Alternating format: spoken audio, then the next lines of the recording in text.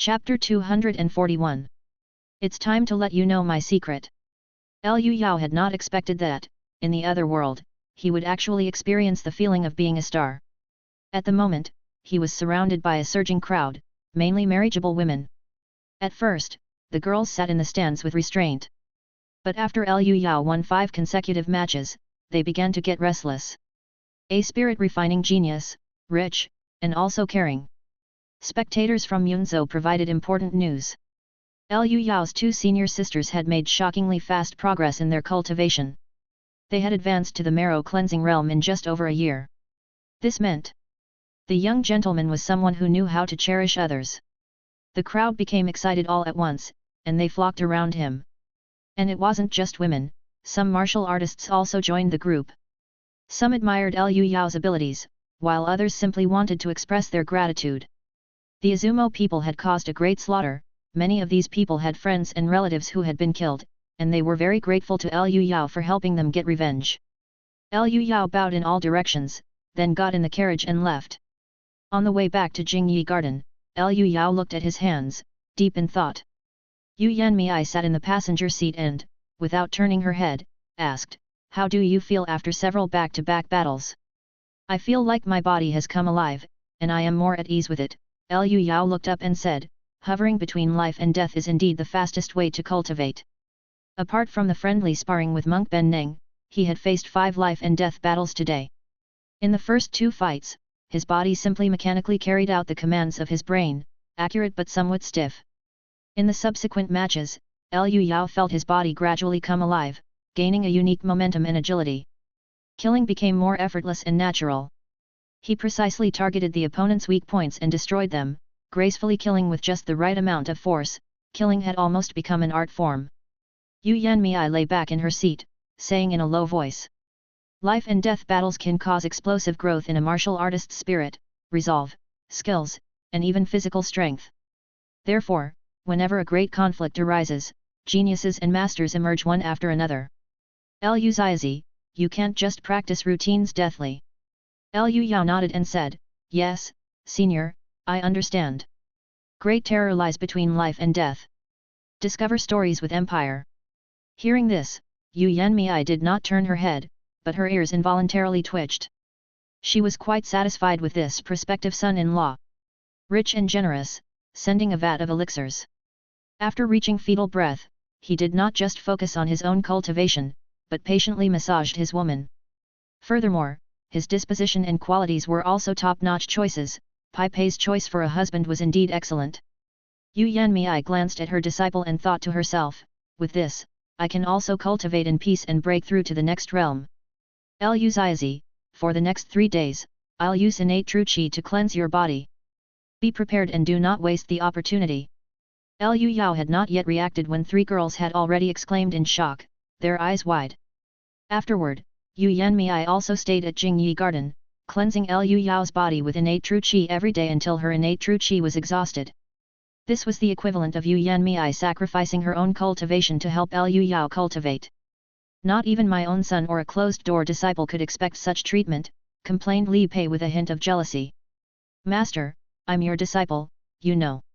Liu Yao has more potential for cultivation," Yu Yanmei said expressionlessly, uttering a heart-stinging remark that infuriated Li Pei. Seeing her disciple about to throw a tantrum, Yu Yanmei quickly rubbed her head and said gently, "Liu Yao's opponent in the imperial match is no ordinary individual, we must ensure there's absolutely no chance of failure." Li Pei sobered up as well, for as someone from the imperial city, she naturally knew the martial officer from the embassy, Mitsuomi Kamiya, was extremely powerful. Having stayed in Shun dynasty for 20 years, he had never been defeated in a match, and his blows were especially vicious, often using special techniques to cause internal organs to protrude. Facing such an opponent, Yu Yanmei of course wanted to ensure that her future son-in-law had a 100% chance of victory. And the best spiritual medicine in the world was none other than innate true qi. At this moment, Liu Yao felt better than ever before. His body craved innate true qi, with every cell vying for this miraculous life energy. With its nourishment, from his bones to his muscles, from his blood vessels to his nerves, every cell, every gland became stronger than before. Closing his eyes, Liu Yao could even hear the sound of his blood rushing through his veins. Lifting his hands to gather his internal breath, the air above his palms quickly heated up, becoming a blur. He had quickly caught up with Li Pei in cultivation. Internal breath burning. Next, when his blood and energy reached their peak, it would induce a second change in his body. The 40 teeth phase, marking the true success of the blood exchange process.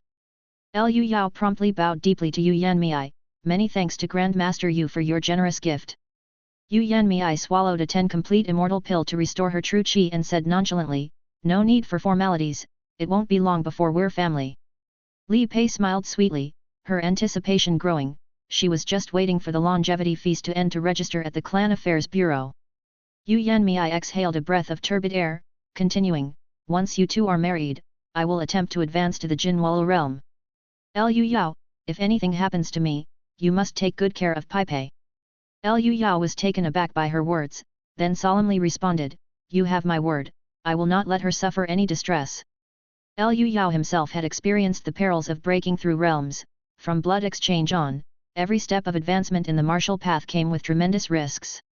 Instant death was not even the worst outcome, paralysis or hemiplegia was the biggest reason many recoiled from the challenge. Master will be fine. Li Pei said confidently, you've been stuck at the innate realm for 20 years. With such a deep foundation, you won't fail. Yu Yanmei's strike was lightning fast, rewarding her disciple with a head knock. In the midst of her cries of surprise and pain, Yu Yanmei swiftly left the house. A sentence wafted in the wind, see you at the Imperial Palace tomorrow, and then she was gone. Liu Yao asked curiously, Pai Pei, if your master has been at the innate level for 20 years, how old is she?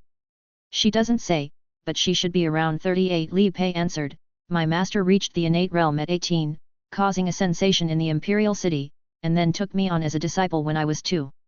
It's been almost 20 years since then. She doesn't look that age at all, Liu Yao couldn't help but exclaim. Yu Yanmei, with her wasp waist and long legs, had a youthful appearance and seemed no older than 18 or 19. Li Pei explained, after reaching innate as a martial artist, one's appearance remains the same as at the time of the breakthrough. Only when one's lifespan nears its end does rapid aging occur, known as the 5 decays of heaven and man. I see. At that moment, only the 2 young people were in the house. Liu Yao suddenly felt hungry and wanted to grab and bite into a big, white steamed bun. Stop, stop, stop. Li Pei firmly covered it, saying bashfully, you have an imperial match tomorrow, I can't afford to distract you. That's right, Liu Yao suddenly said, there are some plans to make, and it's time to let you in on my secret. They were about to live together, and some things needed to be shared in advance to avoid startling the girl. Chapter 242. The 3 views are shattered, in the process of being reshaped. It's time for you to know my secret. Liu Yao's idea was to slowly reveal his special qualities bit by bit. Li Pei laughed, geniuses all have their secrets. But I bet I can guess yours. Anyone who can undergo a blood exchange at the age of 20 must have had some extraordinary encounters, everyone who knows, understands. The girl circled around Liu Yao, speaking in a delicate voice, you have a mystic cultivation manual, unique alchemy methods, and also powerful firearms, am I right? Li Pei, who had been in Yunzhou with them for a while, had long noticed some clues. From Master Peng at the beginning to the Heilong Gang, and the top echelons of the Opium Company, all had died under powerful firearms, and she even secretly helped cover it up. Liu Yao gave a thumbs up, you guessed it all. However, it might be a bit different from what you imagine. Now let me show you a piece of firearms. Speaking of firearms, Li Pei said with a smile, I've brought something powerful that has just been developed, you should take a look first. Liu Yao was curious and followed Li Pei to her car. The girl opened the trunk and took out a strange-looking automatic cannon with a magazine inserted vertically at the top. This is the latest weapon. The Italian cannon. Li Pei introduced proudly. The great powers have been waging continuous wars, with tens of thousands dying every day, and weapons are being updated and replaced especially quickly. This Italian cannon has a caliber of 25 mm, much more powerful than a gun, and more portable than a cannon, specifically designed to counter knights, and of course, martial artists as well. The girl aimed at a large tree in the distance and pulled the trigger, and with a series of muffled bangs, the Italian cannon fired, blasting a tree as thick as a bowl in half. The full name of this weapon was the Fiat automatic cannon. The muzzle velocity barely exceeded the speed of sound, and the power was average. Despite having a larger caliber, its destructive power seemed to be on par with a .50 machine gun. As for the rate of fire, it was semi-automatic, not yet fully automatic. How about that? With this thing, we can perfectly leverage our spirit refining stage. Even if 10 blood-exchanged attackers surrounded us, we wouldn't have the slightest fear. Watching the girl's proud demeanor, Liu Yao politely complimented, "Not bad, it's okay." Li Pei immediately sensed her lord's insincerity and, not convinced, said, "Come on, let's see yours. I want to see how impressive it really is." What she had was the newly developed Italian cannon, and even Einheit was purchasing and even copying it. The two went to Liaoya and Liao Qi's room. The sisters hadn't slept yet.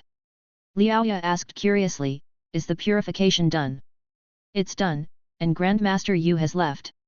Liu Yao said, "Bring out the fire god cannon, teach Li Pei how to use it. She might need it tomorrow." "You're going to deal with the rat envoy?" Liaoya immediately guessed her junior brother's plan. "Yes, you three will provide support with the fire god cannon, I'll be the main force using my airplane." Li Pei was somewhat confused and about to speak when she suddenly froze. Liao Qi had pulled out something thick and big from under the bed, the very fire god cannon. This was a Gatling gun composed of 6 barrels, embodying the cold, hard beauty of modern machinery. This, what is this?" At this moment, the widely knowledgeable Commandery princess was somewhat at a loss for words. Her pale hands tinged with blush gently touched the thick and big fire god cannon, then she lifted it. Liao Qi patiently instructed, "Hold it like this is the trigger, press it and it will fire." Li Pei, holding the 2-meter-long, thigh-thick fire god cannon, aimed at the distant mountain top in a daze and pressed the trigger. Discover hidden tales at Empire. The 6 barrels rotated, spitting out half-meter-long flames, as the 20mm cannonballs barreled out like a storm, and amid the noise like a jackhammer hitting a wall, soil and rock were thrown into the air, clearing an empty spot on the mountain. Li Pei also felt the huge recoil force driving her feet deep into the ground as shell casings littered the area around her feet. She looked at the weapon in her hands in disbelief. This could kill someone of the innate stage. "We've killed several of them already, most of them Western demon beasts," Liao Qi boasted proudly. "Killed several?" Li Pei's worldview was shattered and was now reshaping itself. She of course knew that Liu Yao was no ordinary person. When he distributed food, it was in the millions of tons. He gave a whole vat of innate elixirs. He definitely had extraordinary adventures and secrets. Following the rules and tacit agreements, Li Pei didn't ask or probe, fearing her husband to be's taboo. But unexpectedly, he had set off a thunderclap in her head. Seeing the royal lady with her eyes wide in shock, Liao Qi couldn't help but let out a snort of laughter, then pretended to be serious and said, "Pai Pei, you're about to enter our family's door, so I'm telling you some things in advance, but in the future, you shouldn't be so flustered by every little surprise. You dare to laugh at me, you brat. And don't call me by my nickname." Li Pei came back to her senses and slapped the younger girl's pert backside hard, producing a crisp smack. "Of course, I know that my husband-to-be is extraordinary, I was just too surprised earlier." Your jaw almost hit the floor. After some playful bickering, Liao Ye, standing to the side with a smile, chimed in, "Sister Li Pei, there are even stranger things to come in the future, so prepare yourself mentally." "Hey!" Li Pei couldn't imagine what could make her lose composure more, but after today's shock, accepting future surprises would likely be easier. Tomorrow was Wan Shao banquet, and everyone needed to rise early, so they all went to bed early. Li Pei saw the sisters hide the fire god cannon under the bed and couldn't help but have another round of complaints. She had been sleeping on that bed for half a month, never knowing that she had been lying on top of a deadly weapon. Tonight, although Li Pei went to bed early, she did not sleep well. Several times she couldn't help but think to inquire about the sisters' lord's origins, but she held back every time. "To be favored by my lord, let him tell me himself." Imagining the wonderful life after her wedding, Li Pei finally fell asleep in the latter part of the night. The Izumo Embassy. Liu Yao had long wanted to kill the rat envoy, and coincidentally, this man was also thinking about him. At the moment, Kotaro Komura was weaving a straw man while asking, "What are the chances of winning the duel tomorrow?" Standing beside him was the embassy military officer, Mitsuomi Kamaya. Using the demon brain, I've calculated a 90% chance of victory. Mitsuomi Kamiya's school, the G martial path, possessed a very special method, allowing the brain to enter deep hibernation and engaging in imaginary combat simulations. It meant envisioning an environment and opponent identical to the real world and engaging in a fight to the death. The simulations were so realistic they could be confused with the real thing, particularly since Mitsuomi Kamiya had witnessed Liu Yao's 5 consecutive matches and could now recreate nearly 100% accurate combat scenarios. In the past 3 days, he had simulated 100 life and death battles in his mind, with a winning rate of 93%. Kotaro Komura stuck a finger into his mouth and suddenly yanked out a tooth. He handed the bloody tooth to his subordinate and said, "Add this to it, and make sure there's a 100% chance of killing him. It's very important to me." "Yes, sir." Mitsuomi Kamiya received it respectfully with both hands. A cultivator at the out-of-body stage could use various mysterious and strange techniques by projecting their spirit, but using external objects would always result in some loss of power, and using one's own body could unleash full power. Chapter 243. Hidden Danger. Mitsuomi Kamiya pulled out one of his own molars and inserted the leader's tooth in its place. Then he moved his cheeks around to make sure it wouldn't fall out. Kotaro Komura seemed to have already confirmed that tomorrow's victory was beyond doubt and began diverting his energy to other matters.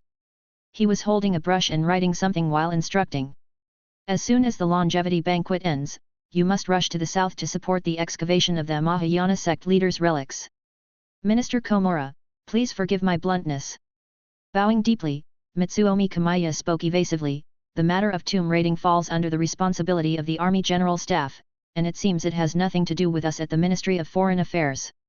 Izumo had laid out a detailed subjugation strategy, with clear division of tasks among departments, and the collection of artifacts was the Army's duty. Originally, after disposing of the Beiyang fleet and invading from the north, the Army was supposed to comprehensively scour local relics and ancient texts and send them back to the Emperor as quickly as possible to earn his favor. But due to Liu Yao's meddling, that plan had fallen through, so they had to resort to sneaky tomb raiding. Kotaro Komura continued writing without pause and said coldly, "Mitsuomi Kamiya, are you afraid?" Although the minister was only about 1.5 meters tall, with a mere glance, he managed to terrify his subordinate, who was 2 meters tall, to the point of being petrified. "I dare not." Mitsuomi Kamiya hastily bowed again. Truth be told, he was indeed frightened. In the world of the extraordinary, ancient relics had many terrifying defense mechanisms, and the immortal Qin ruins were among the elite. The Mahayana sect leader's relics were practically a death trap, and Mitsuomi Kamiya would rather die in battle than languish in that eerie place, trapped in a fate worse than death. At that moment, Kotaro Komura offered a mild smile, his voice filled with a unique calming effect. "The relics of the Mahayana sect are highly valued by the Emperor, who frequently monitors them. If you do a splendid job and please His Majesty, you could use this to ascend to Kazoku status. Not to mention the treasures within the ruins, those who contribute will certainly not lack their share." Kazoku was the nobility of Izumo, and the treasures from the ruins could become divine artifacts passed down within their families. A hint of excitement appeared on Mitsuomi Kamiya's face. Kotaro Komura continued, "Mitsuomi-san, the great Izumo Empire is currently on the rise, and our trials are just beginning. You must not slacken." "Yes." Mitsuomi Kamiya cast aside his cautious thoughts and bowed solemnly. Kotaro Komura nodded, "Go prepare for tomorrow's martial arts competition. I take my leave."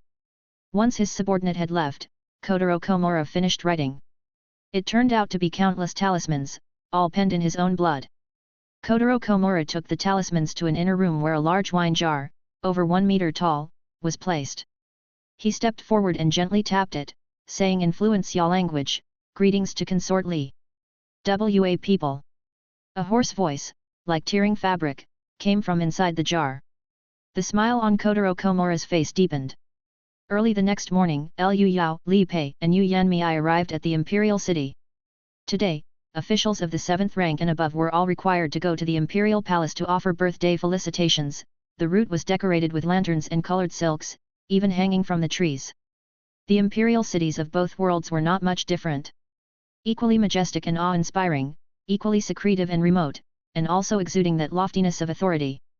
Liu Yao arrived early and even had the leisure to admire the surroundings. Until he was found by a little eunuch, "Young Master Liu, Please follow me, the emperor has summoned you. The eunuch led Liu Yao through numerous twists and turns to a side hall, where he saw the nominal ruler of the Shun dynasty. Emperor Yong'an. Greetings to His Majesty. Please rise. I've long heard of your great reputation, and today I finally have the honor of meeting you. This emperor was even younger than Li Pei by a year, just having turned 20 this year. His expression carried an artificially assumed pride, but in reality, he lacked confidence, which made him seem somewhat hollow and overstrained. Master Liu, you must win in today's battle against the Azuma warrior. You absolutely cannot let our great Shun's prestige fall in front of the foreign ministers. I will give it my all. As long as you understand. These foreigners fear strength but are devoid of gratitude. Once they sense any weakness, they will pounce and bite in a blink of an eye. Emperor Yong'an seemed deeply concerned about the upcoming competition, repeatedly instructing Liu Yao to secure a victory and win honor for the imperial court. Liu Yao sighed inwardly but assured him repeatedly, and indeed, that was exactly what he intended to do next. Enjoy more content from Empire. They had scarcely exchanged a few words when other eunuchs started nosing around outside the side hall, blatantly keeping watch on the emperor. Emperor Yong'an, initially intending to speak kindly to win over Liu Yao, immediately ceased the conversation, saying, I wish Master Liu a triumphant start and to bring glory to our nation. This emperor's lot seems rather stifled. Reflecting, Liu Yao arrived at the Great Harmony Square, where the longevity celebration would take place shortly. At this moment, the procession stood solemnly with banners, flags, umbrellas, canopies, axes, halberds, and lances in hand. This vast square of 30,000 square meters was already filled with people. Among the attendees were officials, nobles, imperial relatives, representatives from major sects, and of course, foreign ministers. Li Pei stood prominently among the imperial family, as they had a ceremony to perform shortly. Liu Yao made his way to the martial artists group, standing next to Yu Yanmei. Upon his arrival, a flurry of salutations and fist-cupping greetings ensued as they introduced themselves to each other. Kong Tong Sect, Bao's Hiru. Xing Ai Gate, Zhao Jin. Pleased to meet you, pleased to meet you. Liu Yao noticed that among the representatives from the sects attending the ceremony, there were roughly 100 martial artists, most of them innate. But there were only 3 people, himself included, who were above the level of spirit refinement of divine fetal breathing. At that moment, a middle-aged Taoist with an especially bright and gentle gaze smiled as he looked over. Yu Yanmei took the opportunity to introduce him, this is the Wudang sect leader. Zhang Yunshu, a high-level practitioner of spirit refinement and out-of-body technique, and also the senior brother of old Crane Zhou. Liu Yao immediately understood the reason behind the man's goodwill and hurriedly paid his respects, saying, I am honored to meet true person Zhang. Zhang Yunshu stroked his beard and smiled, young friend Liu, your master Zhou has spoken highly of you, even giving you his personal notes that he has kept for many years. Seeing you today, you truly are extraordinary. You flatter me. Just then, another voice joined the conversation. Master Liu is enlightened and perceptive, with divine brilliance concealed within, the very image of the Buddha arises spontaneously. Why not join us at Phwa Temple and be ordained? The speaker was a rotund monk with an especially large stomach and head, smiling beamingly, reminiscent of Maitreya Buddha. Yu Yanmei introduced him, this is the abbot of Bodhi Institute. Master Wu Jing, a high-level practitioner of spirit refinement and out-of-body technique. He is also the master of monk Benming and is most enthusiastic about persuading others to take monastic vows. Liu Yao responded with a salute, I've long respected you. Alas, I have several confidants, and must regretfully decline the master's kind offer. Yu Yanmei's pupils contracted at his mention of several confidants. Weren't there only 2? Master Wu Jing shook his head and sighed, muttering what a pity, and went to stand beside Zhang Yunshu. The 2 seemed to be discussing something, using mind-sound transmission, so outsiders could not understand. Yu Yanmei sent her voice in a focused stream directly into Liu Yao's ear. Both high-ranking individuals should not have needed to come in person. They are here to investigate the Empress Dowager, as she wishes to use the power of collective will to achieve divine manifestation of the Holy Realm. There are some risks with this. Chapter 244. Misjudged the situation. In theory, when the ruler of a nation advances their own cultivation, it should be a good thing. Surrounded by wolves, a super strong fighter with a golden body and divine manifestation is more than capable of imposing pressure across the world and safeguarding a nation. But this Empress Dowager isn't someone who acts for the country or the people. She uses all her abilities in power struggles, never exerting any effort for the world or the common folk. Yu Yanmei glanced at the majestic hall of supreme harmony and said coldly. She wants to break through, yet she's using such a method that promises immediate success. Many people, from the martial community to the imperial court, find it hard to trust her. Throughout history, there haven't been a lack of such fanciful thinkers, and not a single one of them came to a good end. Liu Yao nodded, there's nothing new under the sun. Yu Yanmei felt that this summary was very thorough and sighed without saying anything more. Not long after, the sound of music and the ringing of bells and drums began, signaling the start of the grand longevity celebration. Liu Yao finally got the chance to see the rumored Empress Dowager. On the wide moon platform in front of the Hall of Supreme Harmony, Emperor Yong'an supported a dignified and beautiful woman as she appeared. This elegant woman had an oval face and phoenix eyes. She was so noble and graceful that she was beyond description. But upon seeing her, Liu Yao felt uncomfortable. Both his divine sense perception and martial intuition did not take kindly to this woman. A roar of greeting and well wishes rose from the crowd on the field. Today was the Empress Dowager's birthday, and according to custom, they had to report a few pieces of good news to create a fortunate sign. First was the chief steward Li Jinying, who prostrated on the ground and reported loudly, "Report. Grandmaster Zheng has crushed the rebels in Shu State, capturing the leader of the Great Vehicle Sect, Shi Yekai. Your servant congratulates the Empress Dowager." This was the final resistance force of the Great Vehicle Sect, and with its complete annihilation, it constituted the first piece of good news. It also subtly explained why Grandmaster Zheng wasn't attending the longevity feast, giving the imperial court a way to diplomatically cover the absence. But everyone present knew. The imperial court had developed a rift with this golden body Grandmaster, and given his speed, it wasn't possible that he couldn't make it back in time. This matter had a lot to do with Liu Yao. The imperial court always thought that Grandmaster Zheng had reaped all the benefits of the Heavenly King's mansion and demanded that he hand over Hong Ronken's mystic cultivation manual. But all the spoils were in Liu Yao's hands, and Grandmaster Zheng hadn't gained a hair's worth to hand over, making the whole affair quite unpleasant. Following that, the chief eunuch and Dihei knelt on the ground, shouting, "Report. Izumo has been defeated by the imperial court soldiers, fearing our mighty awe, and has sent emissaries to seek peace." After saying this, he presented the armistice agreement to the Empress Dowager with both hands. At this moment, the ministers of various countries showed mocking expressions, with the Minis and Rakshasa ministers especially pleased. For the interests of their countries in the Far East, they were not keen on seeing Izumo's rise. The minister from Jihad, Earl Spee, was visibly elated, especially happy. Izumo was a pawn placed by Einheit in the Far East to contain Jihad, and Earl Spee was quite happy to witness its misfortune. The Earl even personally visited Li Zhongtang to express that he would fully support the Shun dynasty and ensure that Izumo paid a heavy price. However, the Empress Dowager just casually flipped through the armistice agreement in her hand and said, "It's inauspicious to fight on a great day like today, so let's cease fire starting from now." Upon hearing this, Li Zongtang's expression turned somewhat unpleasant. The terms of the ceasefire laid out by the Empress Dowager were overly lenient, not imposing enough consequences on Izumo and simply demanding the withdrawal of its army. Although 10,000 taels of silver is a lot, the savings far exceed this number. The intelligence network has already been fully deployed and will provide the greatest support for the rise of the Izumo Empire.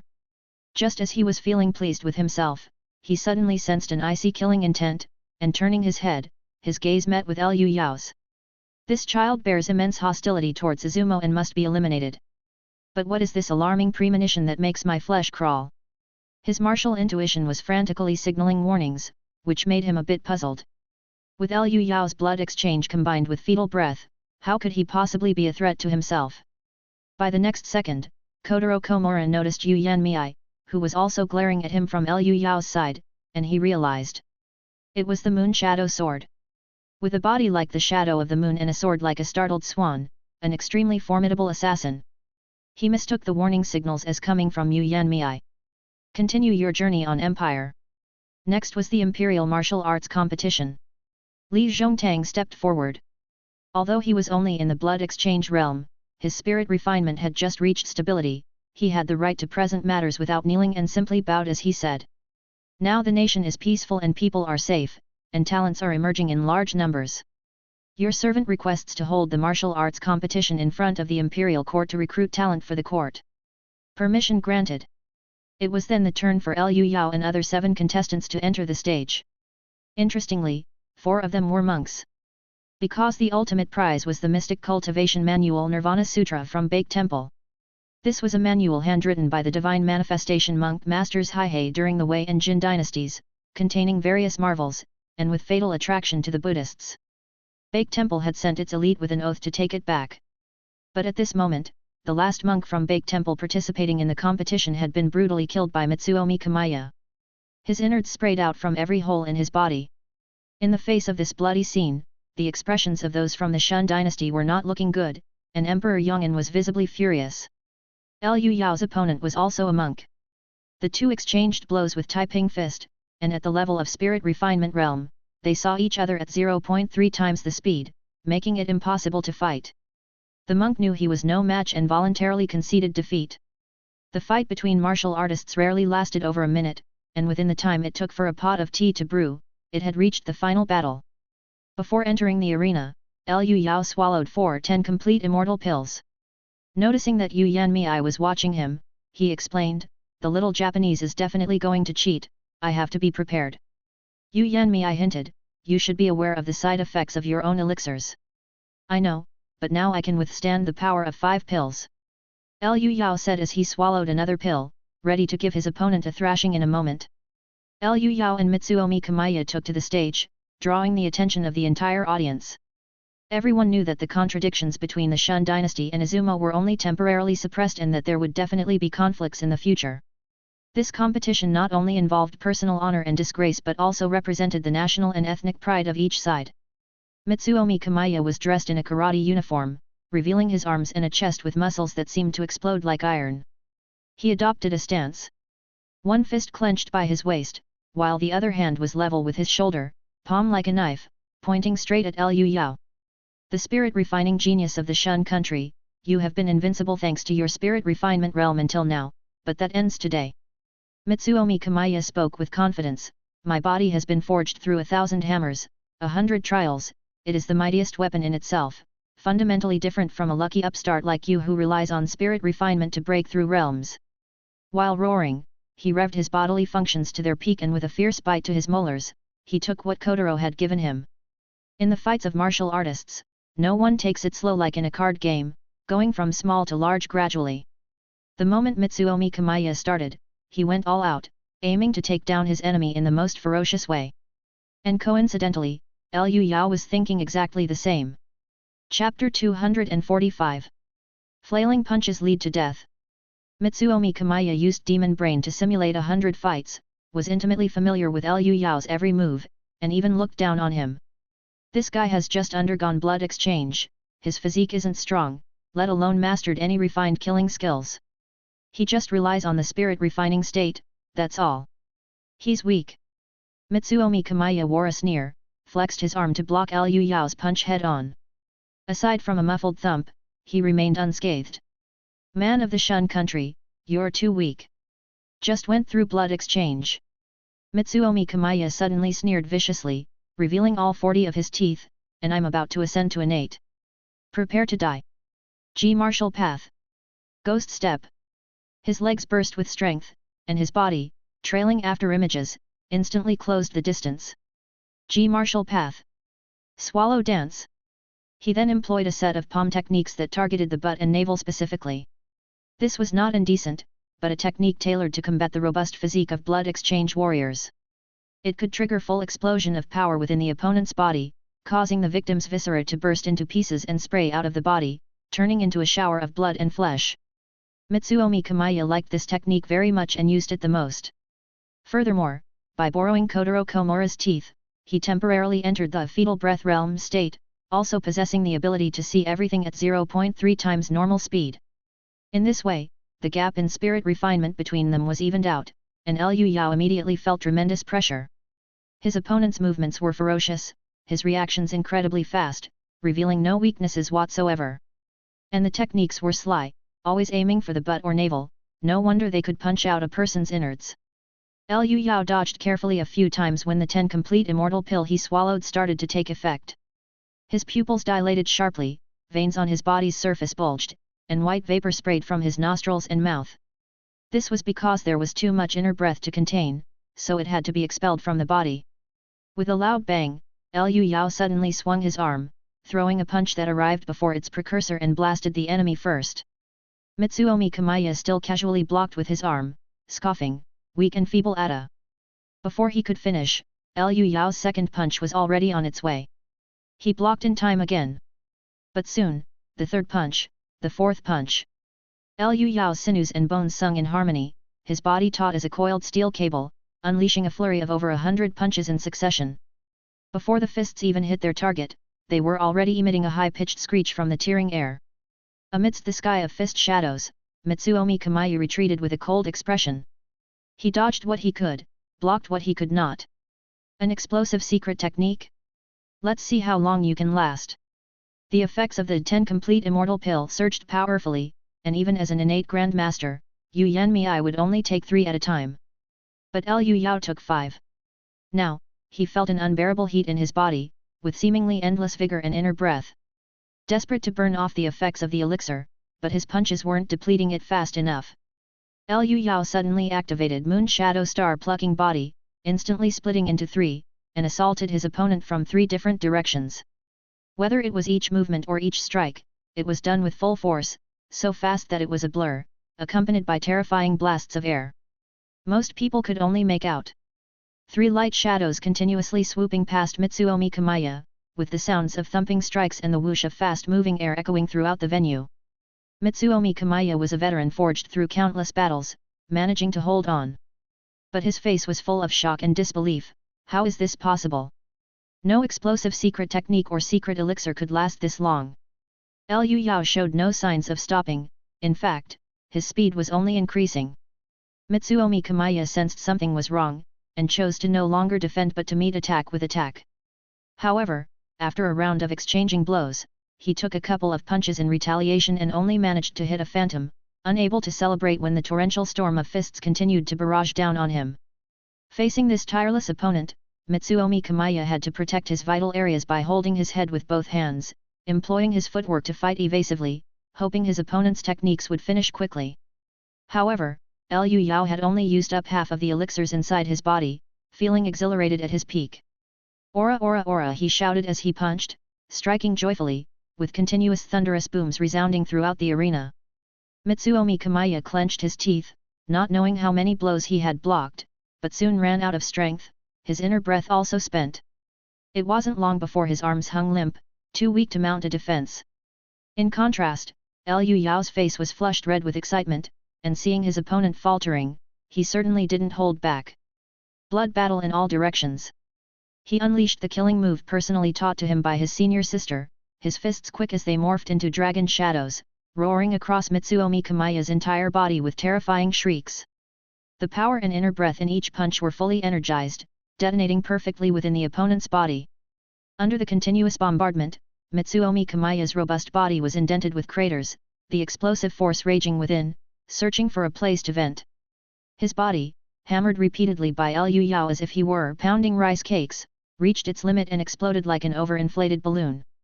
A massive hole tore through his back, countless organs, flesh, bone fragments, and other body tissues spraying towards the sky. Mitsuomi Kamiya fell to the ground like a tattered cloth, with disbelief and horror in his eyes, along with a strong unwillingness, refusing to close them in death. Good.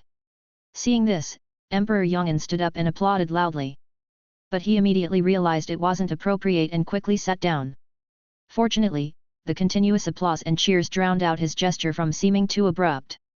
The countless burst tissues, whether intentional or not, sprayed towards Kotaro Komura's direction. Just before reaching him, they seemed to hit an invisible barrier and fell to the ground. Kotaro Komura chuckled and clapped his hands, appearing nonchalant, but his gaze towards Liu Yao was exceptionally cold. At this moment, he had made up his mind.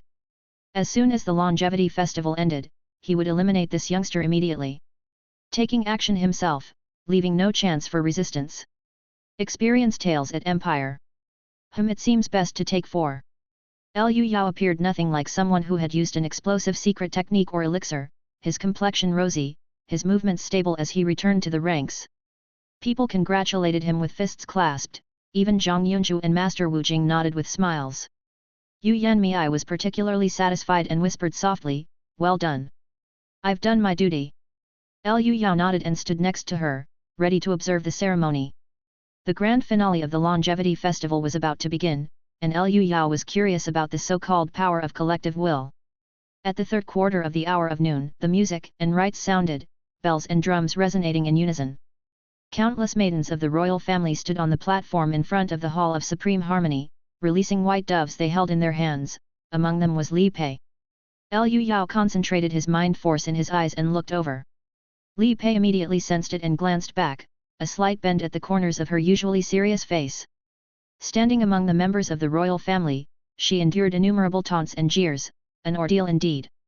But her lord's gaze brought her endless strength, and Li Pei stood tall, gracefully completing each step of the ritual. Finally, Emperor Yong'an stepped forward and recited the birthday tribute aloud. "Heaven blesses the Holy Mother, grant her many years.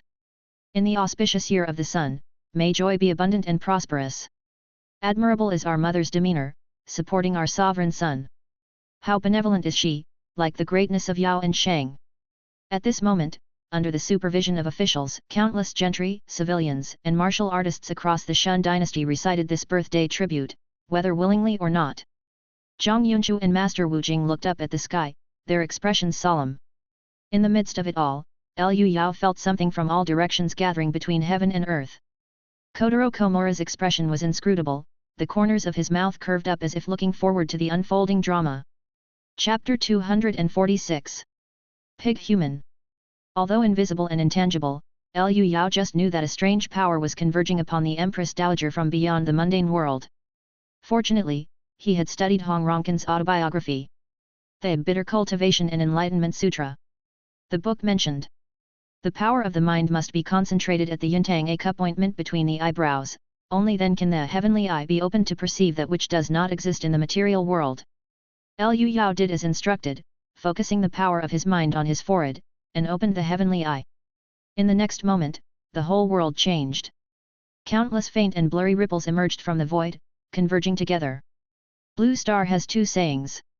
Melt gold with the power of many voices, pointed at by thousands, one will fall without ailment. In the other world, these two phrases represent the power of collective will. The Bitter Cultivation and Enlightenment Sutra states, the so-called power of will is the wishes of mortals. It is the corporeal form created by the collective desires of living beings, driven by reason or greed. The reverence and worship of sentient beings constitutes this power of will, and so does hatred, the resentment from unfulfilled desires, or intense loathing, all form parts of this power. Hence, Hong Ronkin emphasized, incense can be poisonous. The emotions of countless beings are complex and varied. No one can make everyone genuinely worship them. At this moment, the converging power of will was mixed with a lot of negative emotions. With the heavenly eye, Liu Yao saw nothing but curses. Which? With the people living in misery and widespread despair, you still have the face to celebrate your birthday. Why increase the taxes again? I really can't survive anymore. For your own selfish desires, you've caused the deaths of so many. Utterly cruel, completely inhumane. These toxic prayers, one could imagine, must surely be harmful, especially to the mind. But the Empress Dowager was not foolish, she had long been fully prepared. Under the lead of Emperor Yong'an, all officials, nobles, and royal family members in the Great Harmony Square, totaling 100,000, recited birthday blessings in unison. Luxuriant and magnificent, offering good fortune. Exalted and sovereign, rich and everlasting. Great filial piety and harmony, the thoughts of a filial emperor. To nourish the world eternally, to firmly establish this foundation. No matter how cruel the Empress Dowager was, she was ultimately a practitioner at the Golden Body realm, an important factor in maintaining the rule of the imperial court.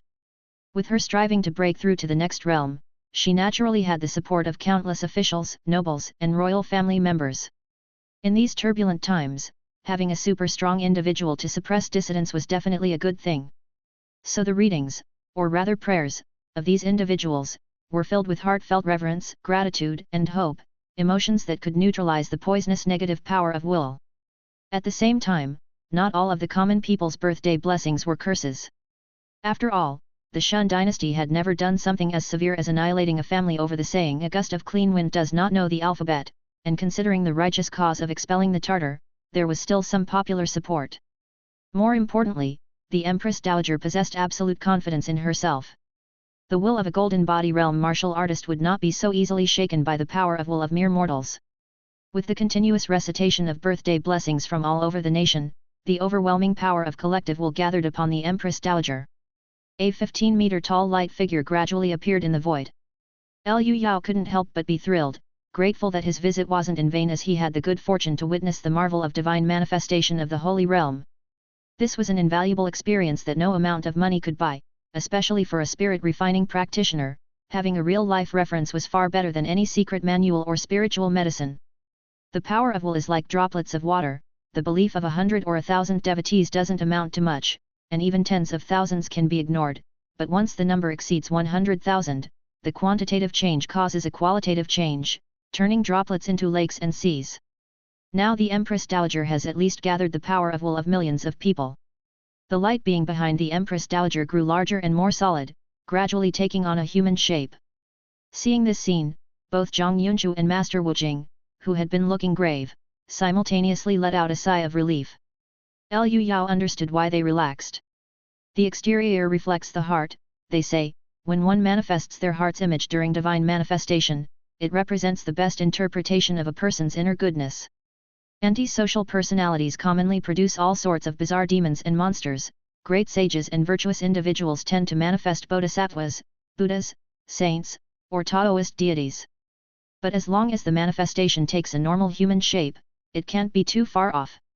Zhang Yunchu and Master Wu Jing had low expectations for the Empress Dowager. They didn't seek the manifestation of a bodhisattva or the like, just a human shape would do. This is what's known as the lower the expectations, the higher the happiness. At this moment, both Zhang Yunchu and Master Wu Jing were very satisfied. But what happened next left both of them with a mix of surprise and elation. Even Liu Yao was shocked. The light being above the Empress Dowager's head had fully revealed its upper body. It looked like an enlarged version of the Empress Dowager, yet it was resplendent, with a compassionate expression, and it also emanated a faint sense of serenity. Sparkles of spiritual light illuminated the surroundings. This was clearly the heart's image of a bodhisattva. Master Wu Jing stared in disbelief. Impossible. How could the Empress Dowager manifest a bodhisattva image? The Empress Dowager had ruled for 50 years, everyone knew her well. Zhang Yunchu was overjoyed. Perhaps her personality was changed by the power of collective will?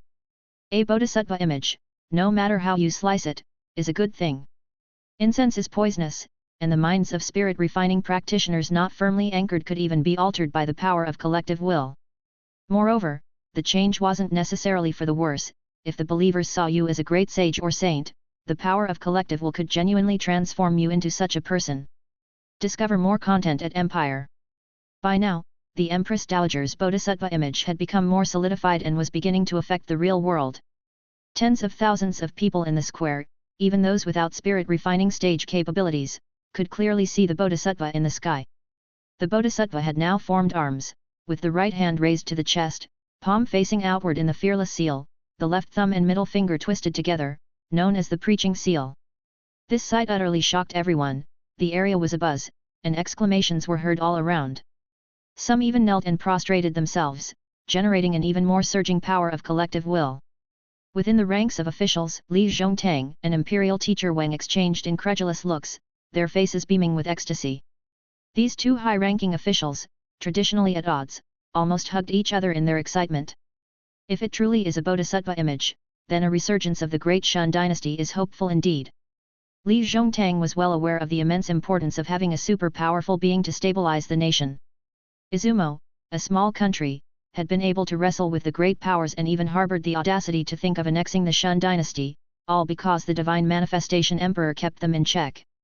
At this point, Li Zhongtang led all the high officials to loudly recite the birthday wishes. However, the faces of the foreign ministers were not looking too good.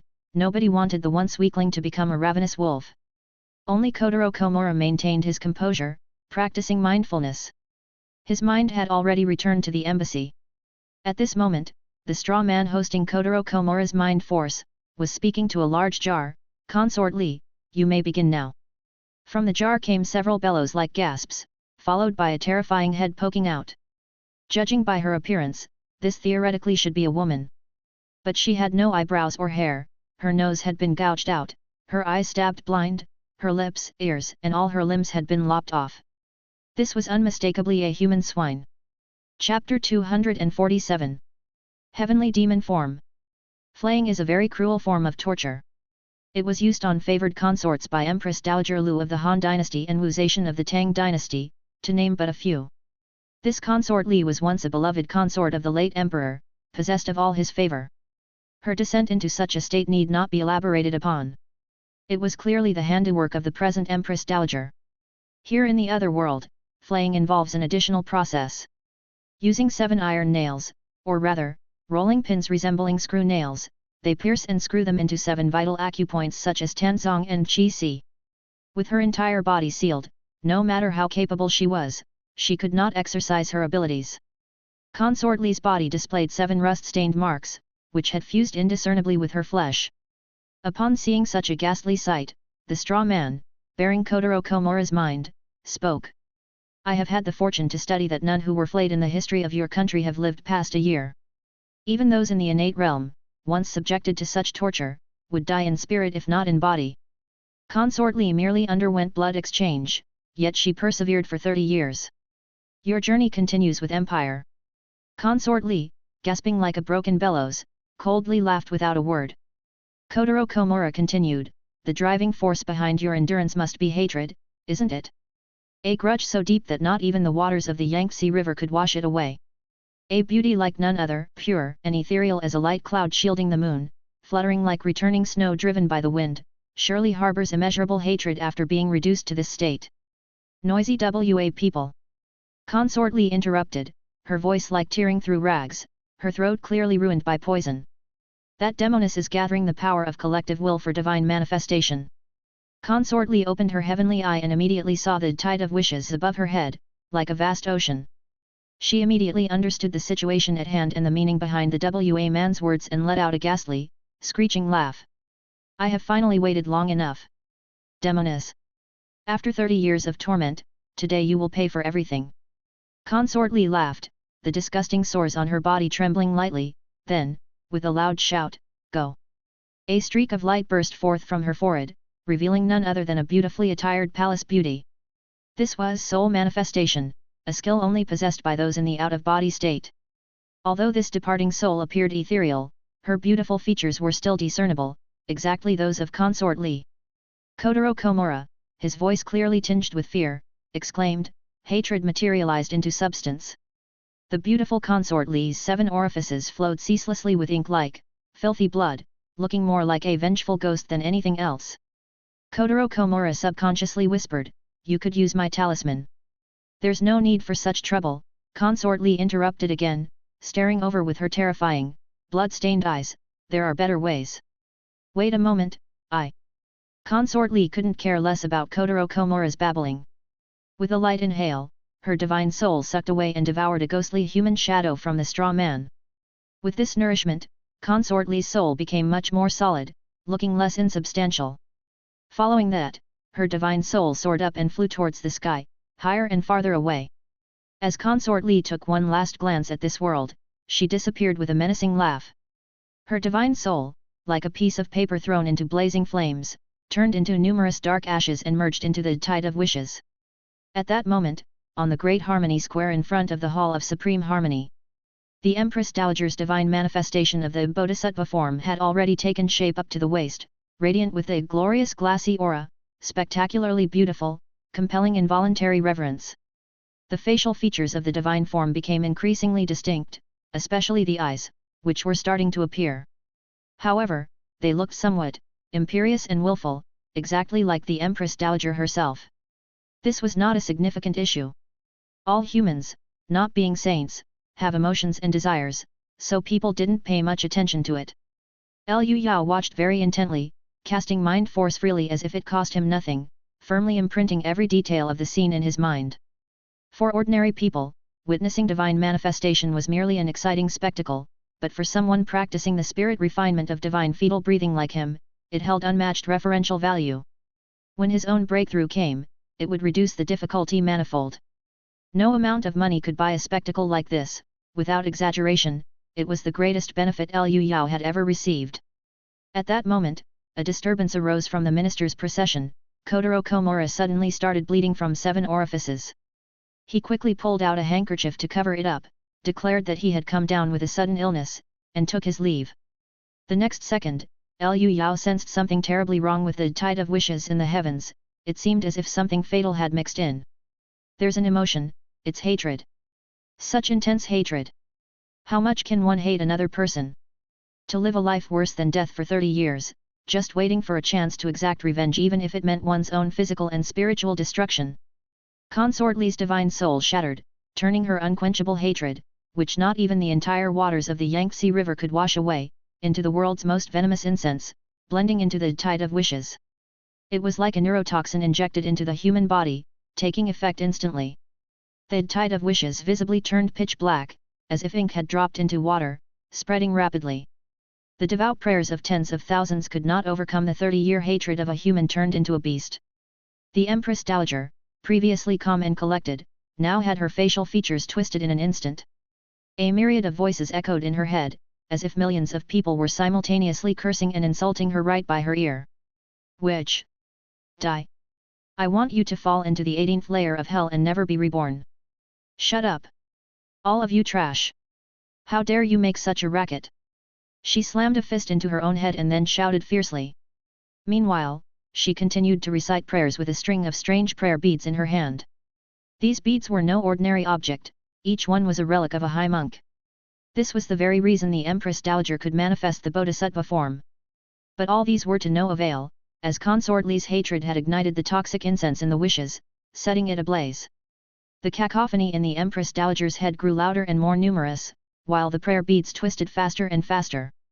Before long, the beads reached their limit and cracked, scattering across the floor. The relics of the high monks quickly turned black and crumbled into powder, vanishing into thin air.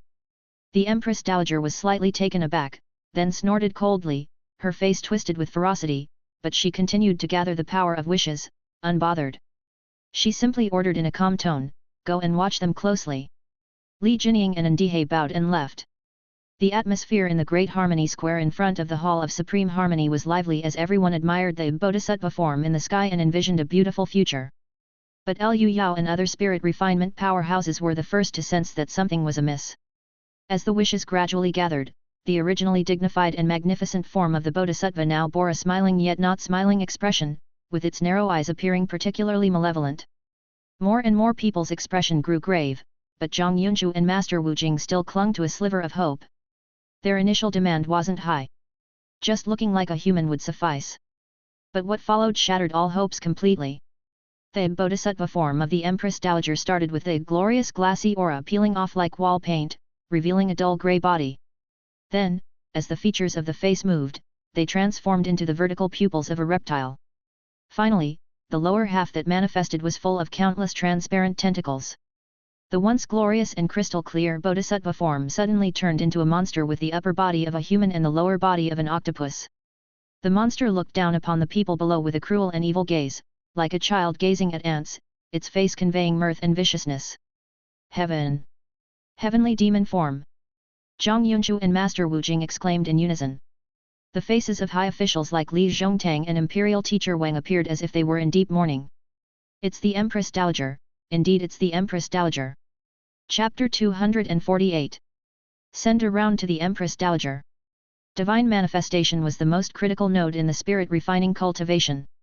No matter how mysterious the previous realms were, they actually had little interference with the real world. It's just as if Liu Yao is currently at the fetal breath stage, no matter how much he boasts, he could only make a paper crane fly, which is still not as powerful as a gust of wind. But divine manifestation is different. It allows the heart image of a spirit refining practitioner to coalesce in the real world, possessing extremely powerful combat abilities. Previously, Hong Rongkan even used it to force Grandmaster Zhang to jump into the river, enough to witness its might. But the image is born from the heart, and a person's heart does not lie. How could it be the heavenly demon form? Zhang Yunzhu and Master Wu Jing murmured subconsciously, their expressions sorrowful. Even if it were snakes, scorpions, or other venomous creatures, it would be fine, but why the heavenly demon? At this moment, the heart image that the Empress Dowager was forming looked nothing like a good omen. The upper half was a sinister human figure with hands forming seals, and the lower half was numerous disgusting transparent tentacles. This terrifying scene elicited continuous exclamations from the crowd. They pointed to the sky in shock, not understanding how the dignified bodhisattva had suddenly transformed into a monster. Experience more on Empire. Yu Yanmei spoke with an icy expression, explaining to Liu Yao. This half-human, half-demon appearance is the heavenly demon form. Once it appears, it will surely bring calamity to all living beings. An Lushan during the Tang dynasty and Nurasi at the end of the previous dynasty were both of this ilk. Liu Yao nodded. The image is born from the heart.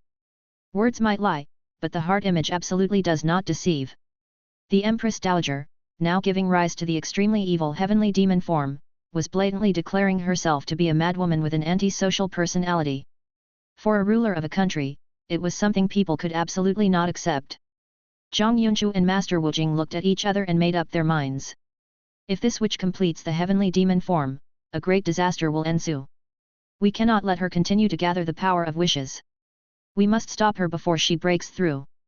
The person forming the heavenly demon form was already a sinner of extreme wickedness, not to mention someone who held sway over the imperial court. The heavenly demon Empress Dowager definitely had the ability and the intention to drag the entire nation and its people into hell. The two nobles couldn't just stand by and watch, and were about to engage in soul travel, risking their lives in a struggle. Zhang Yunchu was even holding a square seal inscribed with Xuanyu Seal of Peace, granted by the previous Emperor Jiajing. Although dynasties had changed, it still retained some of its formidable power. Hold on! With a thunderous shout, two figures shot through the air like lightning. They were none other than the innate and fetal breath ranked eunuch overseer Li Jinying, and the no-leak realm Yuan Kaisheng. Li Jinying wore a false smile, speaking in a soft, high-pitched voice, "Please watch the ceremony patiently, gentlemen. If you feel unwell, you may leave, but do not act inappropriately." Zhang Yunchu ignored the loyal eunuch and spoke directly to Yuan Kaisheng, "Lord Yuan, born from a great family, you should be aware of the stakes. Why do you assist in tyranny?" Yuan Kaisheng replied with a bow, "Receiving the Emperor's bounty, I serve the Emperor's cause." It seems the Empress Dowager has offered Lord Yuan enough gold to ascend to the Jin realm. Gold was fatally attractive to the no-leak realm martial artists. Those present were all shrewd, certainly aware of what was going on. Zhang Yunchu and Master Wujing were closely watched and could not make a move. Meanwhile, on the other side. At this time, the ministers from various countries were staring at the heavenly demon form, clicking their tongues in wonder, especially at the transparent tentacles on the lower half, which looked very familiar. A believer of the Pantheism Church said in surprise, "Why does the powerful manifestation of spiritual force look so similar to the form of our Lord? The might of our Lord is omnipresent. The Empress Dowager of Shun country has already been captured," someone said while drawing a triangular symbol on their chest.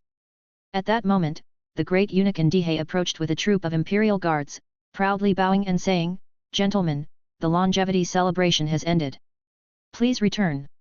Together with his words, the 20-meter-tall heavenly demon form turned its head to look over.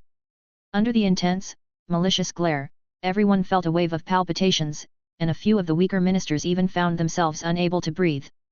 Upon witnessing the highly volatile situation in the square, they didn't dare to show off and obediently left. The court officials all looked towards Li Zhongtang, Imperial Teacher Wang, and the others, hoping they would come up with a solution. However, Ndihei had already driven away the foreign ministers and surrounded the area, speaking in a neither warm nor harsh tone, "Respected officials, please patiently watch the ceremony, maintain your role as loyal subjects, and don't make things difficult for us." A few high-ranking officials watched with nose to heart to mind, none stepping forward. The ministers exchanged glances, not daring to make a sound. Li Zhongtang thought to himself, "The Empress Dowager has deliberately sent several great grandmasters away. What can we do?" For a moment, the situation in the square in front of the hall was firmly under the control of a group of eunuchs. Ndihei retrieved Emperor Yong'an and had him continue leading the reading of the birthday congratulations. This time, the recitation was somewhat sorrowful and hesitant, no longer as willing as before. That was because the heavenly demon form of the Empress Dowager hanging overhead was too terrifying, nothing like something benevolent. Simply standing beside it, one was already terrified and breathless. If one inadvertently made eye contact, in an instant, it felt like being submerged in ice water, the body unresponsive with a strong sense of panic, as if the heart might stop beating. Consequently, everyone began to flee the imperial palace, including many imperial relatives and nobles. Only the Empress Dowager remained on the platform, utterly alone, as even Emperor Yong'an was led away by the eunuchs, leaving her by herself. The Empress Dowager didn't concern herself with these people. Those who wanted to leave could do so, as long as they didn't cause trouble. The heavenly demon form in mid-air slowly condensed, and at this rate, it would be fully formed in half an hour. Yu Yanmei sighed and said to Lu Yao, Lu Ziazi, you should leave immediately, too. What's left is not something you can interfere with. Grandmaster Yu, are you all going to fight to the death? Yes, we just can't sit by and watch the heavenly demon form come into existence. Yu Yanmei did not conceal her intentions, instructing, once you're back, don't worry about me. Take good care of Pipei, diligently cultivate, for the future will rely on you to hold up the sky. From her words, it was clear she was resigned to her fate.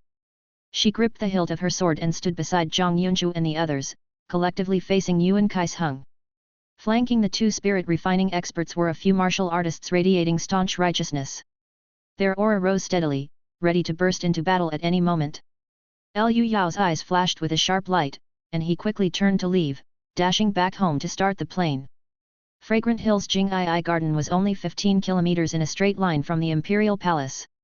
Lu Yao, disregarding the depletion of his inner breath and physical strength, ran at full speed and reached the location of the F-35B in just 5 minutes. Wiping the sweat from his hands, he removed the concealing branches and canvas and hurried into the cockpit. The sisters heard the commotion and rushed over, realizing their junior brother was about to undertake a significant task. Be careful. Return safely, I'll wait for you. Lu Yao nodded solemnly, don't worry, I'm going for a surprise attack, and then closed the cockpit and started the engine. The thruster expelled flames, and Lu Yao activated minute consciousness control, becoming one with the aircraft. At that moment, every detail of the fighter jet was perfectly reflected in his mind, and Lu Yao observed the world from the perspective of the jet as if it was his own. His hands maneuvered the joystick and knobs with graceful precision, masterfully taking off. The giant iron bird, as if brought to life, ascended nimbly straight into the heavens. In the spirit-refining state, Lu Yao's piloting skills far surpassed any pilot from Blue Star. On the ground, the sisters waved their hands repeatedly, blessing the brave warrior as he embarked on his journey. Chapter 249. During the divine manifestation of the Great Shun dynasty, no matter how good external forces were, they were just an aid. Whether one could withstand the scourging of the power of collective will depended primarily on the spirit-refining practitioner themselves. As the power of collective will converged, the heavenly demon form gradually took shape. It appeared with an upper body pinching flowers and sneering, while its lower half had writhing tentacles. The Empress Dowager watched with wide eyes as such a horrific and strange heart mirror image formed, showing not the slightest discomfort. She was certain about what kind of person she was. The Empress Dowager was confident that she was a mean and graceless woman, one who was vindictive to the point of spite. So what if she was? Could a person really hate the reflection in the mirror? At that moment, countless voices cursed and swore at her. The witch lusts for pleasure, embezzling military funds and causing the death of countless soldiers. Afraid to die, clearly in the golden body realm against the foreigners, and yet only knows to surrender. Eating 108 medicinal dishes in one meal, are you aware that people are resorting to cannibalism out there? Another voice, distinctly familiar, was filled with endless, tangible hatred. Lan Yuyuan. You will not die a good death. May you eternally fall into reincarnation, never to transcend. Lan Yuyuan was the personal name of the Empress Dowager, and she recognized who was shouting. With a sneer, she retorted. So it was you, you whore. Alluring and able to sing and dance, so what? Weren't you still dismembered by me, packed into a jar for my amusement? And it's your divine soul that has shattered, doomed never to transcend eternity. After shouting these words, Lan the Empress Dowager suddenly felt clarity in her mind and found the negative power of collective will not so difficult to digest anymore. She looked at the increasingly realistic heavenly demon form above her head and a pleased smile appeared on her face.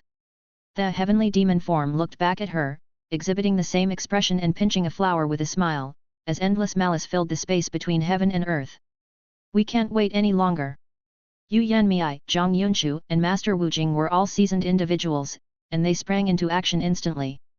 Yu Yanmei's sword flew like a startled swan, turning into a silver flash aimed at Yuan Kaisheng. Master Wu Jing roared, "Great majestic heavenly dragon! Prujna Paramita!" And his Prujna palm thundered towards the great eunuch Li Jinying. This roar was an audio attack from a spirit-refining powerful being. It could make one's own blood boil and increase combat power by 20%, while it would cause a great shake to the enemy's mind force, slowing their reactions and revealing flaws. But even so, their own side was not the match. After all, Li Jinying was innate and fetal breath, while Yuan Kaisheng was without flaws. Both of them knew this, so their fierce attacks were only to create an opportunity for Zhang Yunshu to make a move. Zhang Yunshu's Suanyu seal of peace had been entrusted to Mount Wudang for over 300 years and possessed a strong effect of vanquishing evil. It could surely scatter the heavenly demon form before it completely manifested itself. Zhang Yunshu did not waste the opportunity. As his two comrades entangled the enemy, he immediately poured all his true qi and mind force into the Suanyu seal of peace, exerting all his strength to strike at the heavenly demon form in the sky. Success or failure hinged on this one action. Zhang Yunshu had not even spared any qi for self-defense, wishing only for a thunderous blow to prevent a catastrophe. At this moment, the seal had just left his hand. Li Jinying smiled as he blocked Master Wu Jing's palms, the two seemed evenly matched. And Yu Yanmei's true qi-enhanced sword, which could slice through iron like mud, only managed to inflict several shallow cuts on Yuan Kaishen's body. Yuan Kaisheng returned the blow with a slap that sent her flying, then leaped up to intercept the Suanyu seal of peace. A dull thud resounded as Yuan Kaisheng was flung back, his feet dragging a trench over 30 meters long in the ground before neutralizing the seal's force. Shaking his arm as if nothing happened. Zhang Yunshu's face turned as pale as gold leaf, his expression one of despair. "You're actually at the half-step golden body." Yuan Kaisheng had already undergone the initial gold refinement and was half a step into the golden body realm, possessing a portion of the indestructible might. With him standing in the way, the three of them could no longer interfere with the Empress Dowager. Yu Yanmei spat out a mouthful of blood and barely managed to stand up by propping herself on her sword, desperately trying to regulate her breath to recover. Master Wu Jing pressed his palms together, his face showing a helpless expression. Chief Eunuch Li Jinying cleared his throat and said with a high-pitched laugh, "Ladies and gentlemen, let's just say we were itching for a little spar just now, shall we? If you all stay put, we can let bygones be bygones." This eunuch, despite having the upper hand, still offered a way out, clearly not a malicious person. The three remained silent, filled with reluctance. But then, something even more despairing happened. A gust of wind blew through. The heavenly demon form was forming different hand seals in mid-air, generating winds with its movements. This meant it was becoming infinitely real, about to materialize in the real world. The Empress Dowager was aware of this too, and upon seeing Yu Yanmei and the others fail, she burst into thrilled laughter. Her laughter turned into thunderous echoes that covered the entire area. "All are but ants, what right do they have to impede me? Just wait, this is only the beginning. Once the construction of the summer palace is completed, I shall enjoy eternal bliss and longevity as long as the heavens." Brimming with pride, the Empress Dowager's laughter grew even more joyous. Once she reached the divine manifestation of the Holy Realm, she would possess absolute martial power to suppress anyone who dared to dissent. No matter how much tax was increased, how much foreign debt was incurred, or how many died, the garden had to be built. At that moment, Yu Yanmei and the others felt a profound sense of despair and powerlessness. However, she still didn't want to give up and reached for the porcelain bottle containing the 10 complete immortal pill, intending to consume 7, 8, 9, maybe 10 pills. Just then, a figure flew towards her and hugged Yu Yanmei's arm tightly, crying, "Master, please don't." It was Li Pei. Seeing her beloved disciple with tears streaming down her face, Yu Yanmei closed her eyes bitterly and put away the porcelain bottle. Li Jinying smiled, "That's more like it. Commandery Princess, please persuade your master well. As long as one lives, there is no hurdle that can't be overcome. Even if the Empress Dowager manifests the heavenly demon form, what of it? After all, she is the Empress Dowager of the Great Shun dynasty." As he was advising them, a strange object fell from the sky towards the Empress Dowager. Although the straight line distance between them was only 15 kilometers and a fighter jet could reach it in no time. Liu Yao kept climbing higher in the fighter jet, reaching nearly 10,000 meters in altitude. Continue your journey on Empire. At that height, the noise from the fighter jet was almost inaudible, and there were plenty of clouds to conceal its shape. Moreover, Liu Yao flew so high not only for stealth reasons but also to launch missiles more effectively. The effects of inertia and gravity, along with the boost from fuel, allowed the missile to reach its top speed. With the fighter jet hovering, Liu Yao took a deep breath and fully entered the spirit refining state.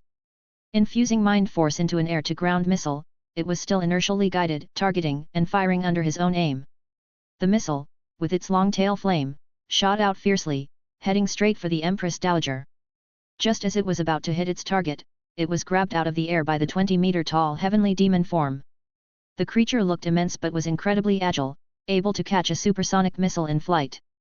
The missile exploded instantly, with a thunderous boom and a flash of fire. The heavenly demon form's hand was blown off. The creature let out a ghastly howl as its limbs writhed, and a new hand grew back in no time. Seeing the missile had no effect, Liu Yao was not the least bit panicked. He didn't expect much from the slender, low-powered missile, which was only good for attacking enemies below the innate realm. After the test, the main event was yet to come. The fighter jet's bomb bay opened, and a more than 4-meter-long, 1-ton AGM-158 cruise missile ignited and launched. Chapter 250. Cruise Missile Bomb's Golden Body. The massive AGM-158 missile was launched from the bay, instantly deploying 2 small wings to assist its flight. This missile can strike ships, and its power goes without saying. Just right, let's test the effect of Blue Star's high-powered weapons on the top experts of the other world. Who knows, one day I might also get blown up by this thing. It's certainly great to try out its power on the Empress Dowager beforehand. Liu Yao knew in his heart that he had caused a huge disaster and the Star Alliance country would definitely not let him off the hook. Sooner or later, there would be a direct conflict, and he needed to have a clear idea of the weapon's power. The Golden Body realm wasn't just tough, it was also extremely fast. In Jinling, he had witnessed Grandmaster Zheng's speed through a DJI drone. If the other party sprinted with all his might, he could likely break the sound barrier. The Empress Dowager, immobilized in the shattered mirror, was the perfect target. Great Harmony Square. After Heavenly Demon form crushed the first missile, the eunuch Li Jinying looked around with a shrill cry, "Is there another demon causing trouble?" Everyone present was quick to react, realizing that a spirit refining expert was launching a firearms attack from an ultra-long distance. Yu Yanmei was the first to look up at the sky. This scene was all too familiar to her. She had encountered a similar situation during the battle in the Yellow Sea, where someone used a unique method to attack from the sky to assist. Following that, a cruise missile descended from the sky. Inertia, gravity, and fuel combined, and the missile's speed just exceeded the speed of sound, reaching 400 meters/second. The dynamic vision and nerve reaction capabilities of the flawless experts allowed Yuan Kaisheng to spot the incoming missile 2 kilometers away. With a full 5 seconds of reaction time, in theory, he would be able to respond and intercept. But sensing that the cruise missile was no ordinary threat, and heeding the warning from his martial intuition, Yuan Kaisheng's eyes shifted, intentionally slowing down by just a couple of beats. Only the loyal Li Jinying showed a look of shock and leapt like lightning to intercept. But he was only an innate martial artist, with the spirit but not the strength. By the time he realized what was happening, it was already too late, and he missed the missile, brushing past it and landing on nothing. The cruise missile descended from the sky, still deftly grabbed by the swift and violent heavenly demon form. But the 1-ton missile, colliding at supersonic speed, had too much kinetic energy to be withstood by the yet incomplete heavenly demon form. The missile continued flying after smashing its hand, hurtling straight into the Empress Dowager's embrace. A dazzling burst of flames erupted out of nowhere, enveloping both the Empress Dowager and the heavenly demon form. In the deafening roar of the explosion, tons of bricks, stones, and sand were thrown into the sky. The powerful shockwave swept across the entire area, whipping up a fierce sandstorm. Fortunately, everyone near the Empress Dowager had already run off, preventing any collateral damage. Yu Yanmei and the others who were closest to the blast were covered by the residual effects of the explosion.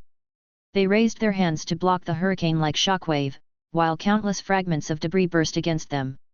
Various bits of debris and sand kept falling, and it took a while before the dust settled. Aside from their clothes being in disarray and some ringing in their ears, everyone was more or less unharmed. Zhang Yunchu and Master Wu Jing's faces showed wild joy. Good. Good. Good. The heavenly demon form was not yet complete and was at its weakest. Such a violent explosion is enough to completely disperse it. Which righteous person took action, eradicating a massive calamity? Li Jinying had no time to worry about anything else. With a look of panic, he rushed to the epicenter of the explosion to check on the Empress Dowager's condition. The spot where the Empress Dowager stood had become a deep pit, 5 meters deep and 15 meters in diameter, which could be used as a swimming pool if filled with water. She leapt out of the pit on her own, seemingly unscathed despite being hit by a cruise missile. Only her clothing was torn, and there were several crack marks on her face and neck, like a shattered porcelain. Though physically fine, the Empress Dowager's face was extremely pale, and she let out a desperate, anguished wail, "Who is it? Which beast dared to assassinate me?" Her heavenly demon form was at the critical moment of condensation, seemingly gathering yet dispersing, marking it the weakest time. Nearly 1/3 of her body was blown away by a cruise missile, and she had lost half of her head. At this moment, her figure gradually became blurry, as if it was about to dissipate any second. The Empress Dowager's eyes were filled with rage. She could feel the heavenly demon form slowly disintegrating. That is to say, the divine manifestation had failed. Moreover, after this incident, there would never be as great an opportunity as the Wanshao banquet. Not only was the national treasury drained, but her own secret that her mind form was the heavenly demon had been exposed. Officials and powerhouses at all levels would never allow a demon to run amok. She suddenly raised her head, her eyes filled with murderous intent and fury, sweeping through the clouds, in the sky. Although she hadn't spotted the fighter jet at an altitude of 10,000 meters, the Empress Dowager knew in her heart that the enemy was definitely there. "I want you dead."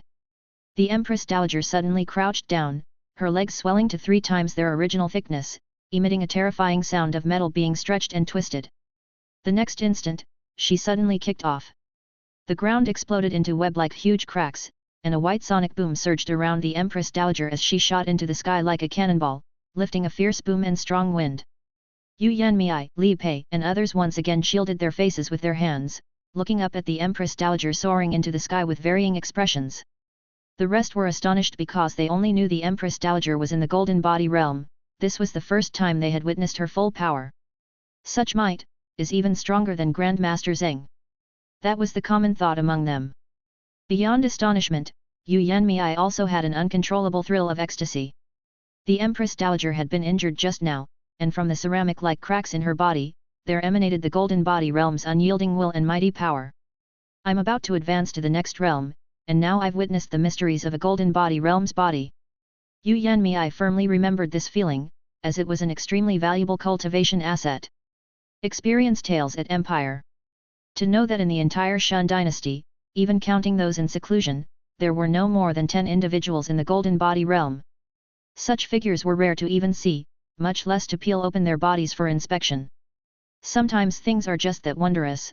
Both Liu Yao and Yu Yanmei, in witnessing the Empress Dowager's body, had seen an important reference for their own paths ahead.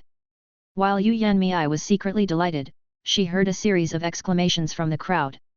Looking up, the Empress Dowager had already soared 2 kilometers high, and just as her kinetic energy was about to be exhausted, the true qi in her body surged tumultuously, lifting her to continue flying upward.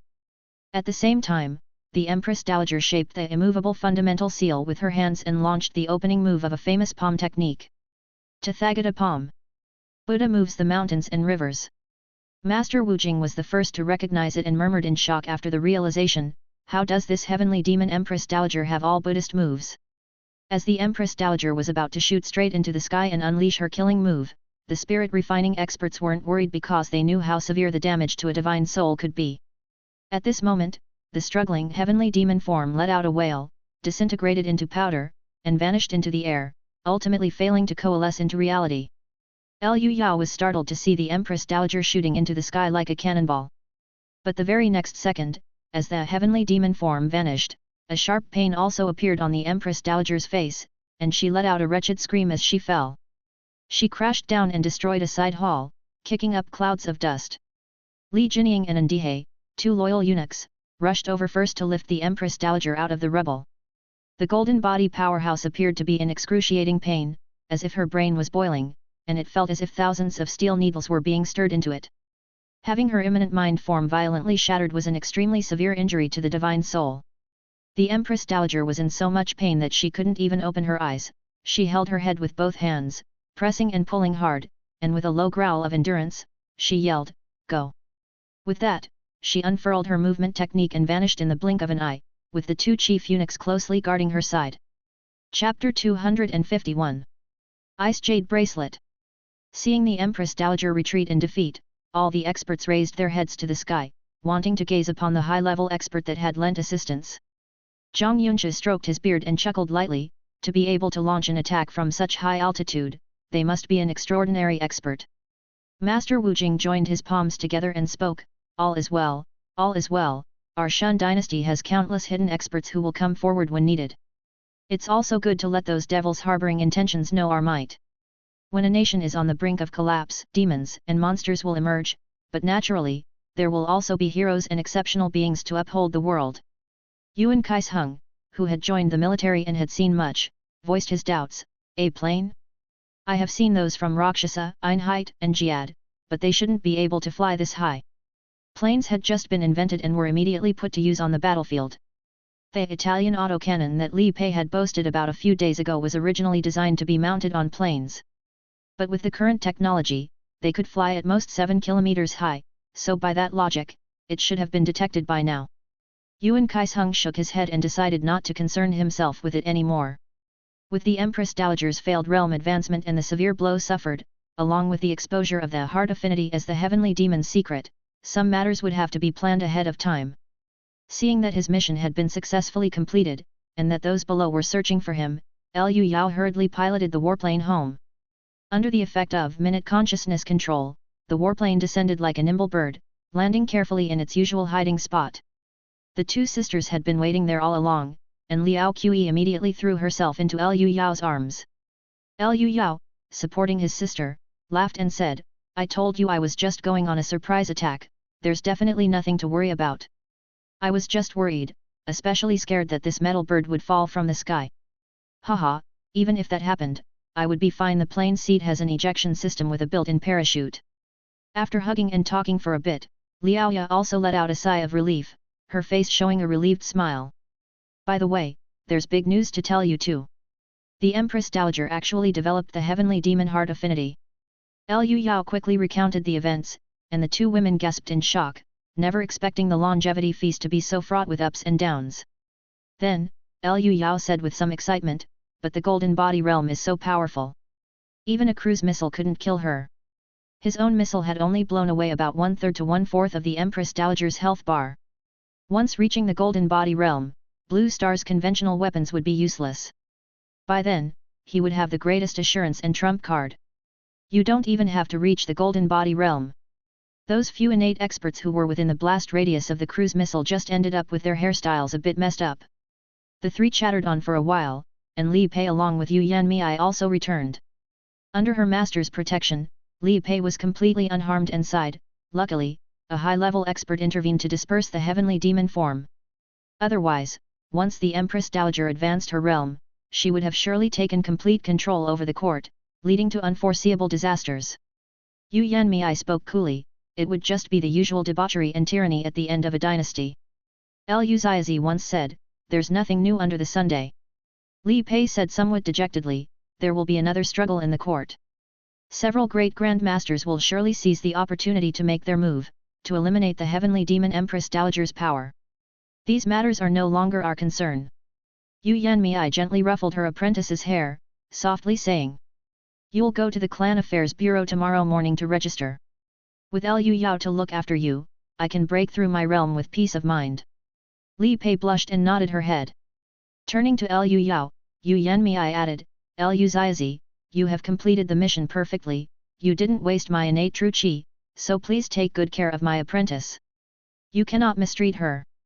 Liu Yao solemnly assured, "Please rest assured." As the sun set over West Mountain, Yu Yanmei, having sustained some injuries from a hit by Yuan Kaisheng, spoke her piece and then retired to a quiet room to rest. Liu Yao said, "There's another thing, that Kotaro Komura has been seriously injured. Keep a close eye on him with the drone, and take the opportunity to finish him off. Many people have noticed the fighter jet, and bombing the Izumo embassy directly would be too glaring. It would be best to deal with Komura in the wilderness. Li Pei was somewhat puzzled when she heard this. What is a drone? Liu Ya replied with a smile, I have many secrets, and this is one of them. You'll broaden your horizons, I'll show you something else in a couple of days.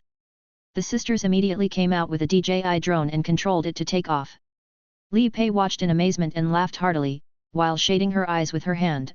A little airplane, hey? Fun.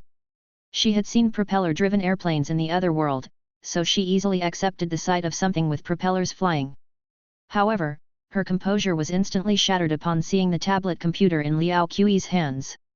The tablet streamed clear imagery, granting a bird's-eye view from a superior vantage point, leaving nothing unchecked. Li Pei's eyes widened as she pointed at the screen and exclaimed, This is like having a clairvoyant eye. Liao Qi rolled her eyes at her and teased, Commandery Princess Li, please keep your composure, don't make such a fuss, where's your royal dignity? Li Pei pinched the girl's bottom hard before snatching the tablet to play with it herself. Ow, you don't know how to use it, you'll make it crash. PSH, I'm usually unflappable. What's so difficult about it? I've already learned by watching. Alternating turns, the two of them controlled the drone as it approached the Izumo embassy from 3,000 meters in the air, keeping it firmly under surveillance. The DJI drone didn't have particularly strong performance, but its small size made it very discreet and unnoticeable in the sky. During this Wanshao banquet, both Liu Yao and Yu Yanmei benefited greatly. Witnessing with their own eyes an essential reference for their path forward right on the Empress Dowager herself. The two unluckiest people were the Empress Dowager and Kotaro Komura. Coincidentally, both suffered damage to their divine souls.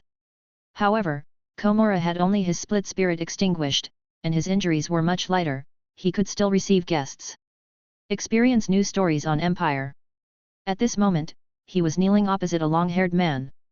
Komura solemnly took a brocade box from him and opened it. Inside was a pristine, blemish-free jade bracelet. The bracelet was not just beautiful, it made the surrounding air seemingly crystalline, extraordinarily clear and translucent. This is a treasure made entirely of ice jade. Kotaro Komura couldn't help but exclaim. Ice jade has been long extinct, with the remnants made into small items like rings, yet there is such a large piece. Liu Yao possessed a miraculous ice jade ring which had achieved many wondrous feats, but in terms of size, it was only about 1/20th of this bracelet. The long-haired man gave a warm smile and bowed deeply, saying, Mr. Komura, this is a treasure Colonel Areo just found in the ruins. When he heard you were injured, he immediately sent me to deliver it. Komura bowed in return, this is too valuable. It should be presented to the Emperor. Mr. Long King, you should take the treasure back. You are too modest, the man known as Long King said with a smile, your contributions over the years are well recognized, and I often hear of them in the military. Nobody would object to you using the ice jade bracelet. Komura bowed again, then I will accept it with gratitude.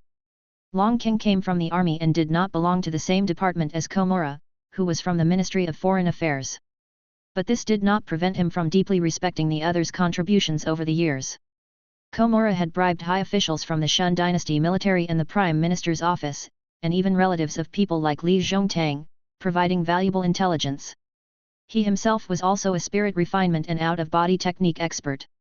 His straw man fragmented spirits acted as the brain and eyes of the entire intelligence system, an unrivaled position. Long King even said, I heard that the military attaché at the embassy died in action. If it's not beneath you, I am willing to serve at your command. Komura was delighted, Mr. Long King is an innate expert. With you, plus the ice jade bracelet, there's an urgent matter at hand. We must kill someone as soon as possible. Chapter 252. Judging the situation by the sound. The next morning, Liu Yao drove Li Pei to the Clan Affairs Bureau. Along the way, the streets were still bustling with traffic. The events at the longevity banquet hadn't affected the common people much. At most, they would point towards the direction of the imperial city and whisper among themselves. The two of them even deliberately passed by the Izumo embassy. The drones hovering 3 kilometers above their heads were so hard to spot that even Liu Yao had to concentrate to see them, and it was easy to mistake them for birds. Sooner or later this thing will leave the city, and he will definitely seek revenge for the public humiliation by me. Then I'll use the second cruise missile to send him off. While admiring the street views of the otherworld imperial city, Liu Yao thought to himself at random. Sitting in the back, Li Pei's cheeks were flushed with a nervous yet expectant look. Soon, the car stopped at a government office facing south, with the words Clan Affairs Bureau inscribed on the gate, the very institution managing the royal family's affairs. The building was quite tranquil. The doorkeeper clearly recognized Li Pei and seemed about to come forward to greet her, but then thought better of it, stopped, and pretended to see nothing. Li Pei, unsurprised, went straight with Liu Yao to meet the head official of the Clan Affairs Bureau, the director of Clan Affairs. But just as they reached the corridor, they were met by several young women waiting there. Upon seeing Li Pei, they all covered their mouths and laughed, their eyes brightened when they saw Liu Yao. A woman adorned with silver jewelry stepped forward and curtsied, saying sweetly, "Young Master Liu, greetings. For matters of a lifetime, you might want to think more carefully. I am Li Rui, my father is Prince Li." Several other women followed suit, coming forward to curtsy and introduce themselves one by one. These were all commandery princesses, daughters of the current dynasty's influential princes, and they themselves had no lack of strength. The weakest among them was also in the marrow-cleansing realm. Most importantly, they were all stunning beauties. In terms of looks alone, each one was no less than Li Pei. But Liu Yao didn't just look at faces when assessing people, he also greatly valued character. Of course, the figure was also very important. Surrounded by a group of gorgeous royal ladies, Li Pei, whose family had fallen from grace, felt immense pressure and instinctively grabbed Liu Yao's arm, seeking support. The man before her didn't disappoint her, he actively wrapped his arm around her waist. With cool yet polite smiles, they completely ignored the women blocking their way and headed straight to the Director of Clan Affairs to register. But the Director of Clan Affairs was nowhere to be seen, and instead, a minor official known as the Scripture received them.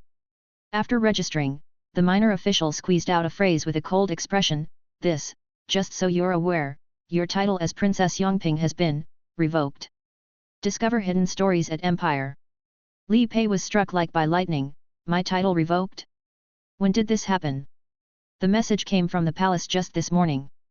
Li Pei turned pale, immediately realizing what had happened, the Empress Dowager's retaliation. At the longevity banquet, Yu Yanmei had been very active. Given the Empress Dowager's character of holding grudges, she would definitely take action. This was just the beginning. Once she recovered from her injuries, she would surely have more tricks up her sleeve. Li Pei looked at Liu Yao with a wry smile. "Now that I'm thoroughly hated by the Empress Dowager, do you still want to marry me?" Liu Yao replied succinctly and forcefully, "Of course I'll marry you." Without further ado, he led Li Pei back home by car, and they entered their bridal chamber. "You don't need to worry too much, the Empress Dowager probably won't have time to deal with you." After getting into the car, Liu Yao handed Li Pei a stack of newspapers. The headline on the front page read, "The Great Grand Master rushes back to the Imperial City." Discussions on restoring governance. The high officials in the dynasty were already discussing letting Emperor Yong'an take control of the government, with insinuations of sending the Empress Dowager to retire in the Grand Ancestral Temple. The headline of the second paper boldly stated, "Demon Empress reveals true form, public in panic. Wudang sect and Fawa Temple issue hero invitations, calling for martial artists to unite and exorcise demons."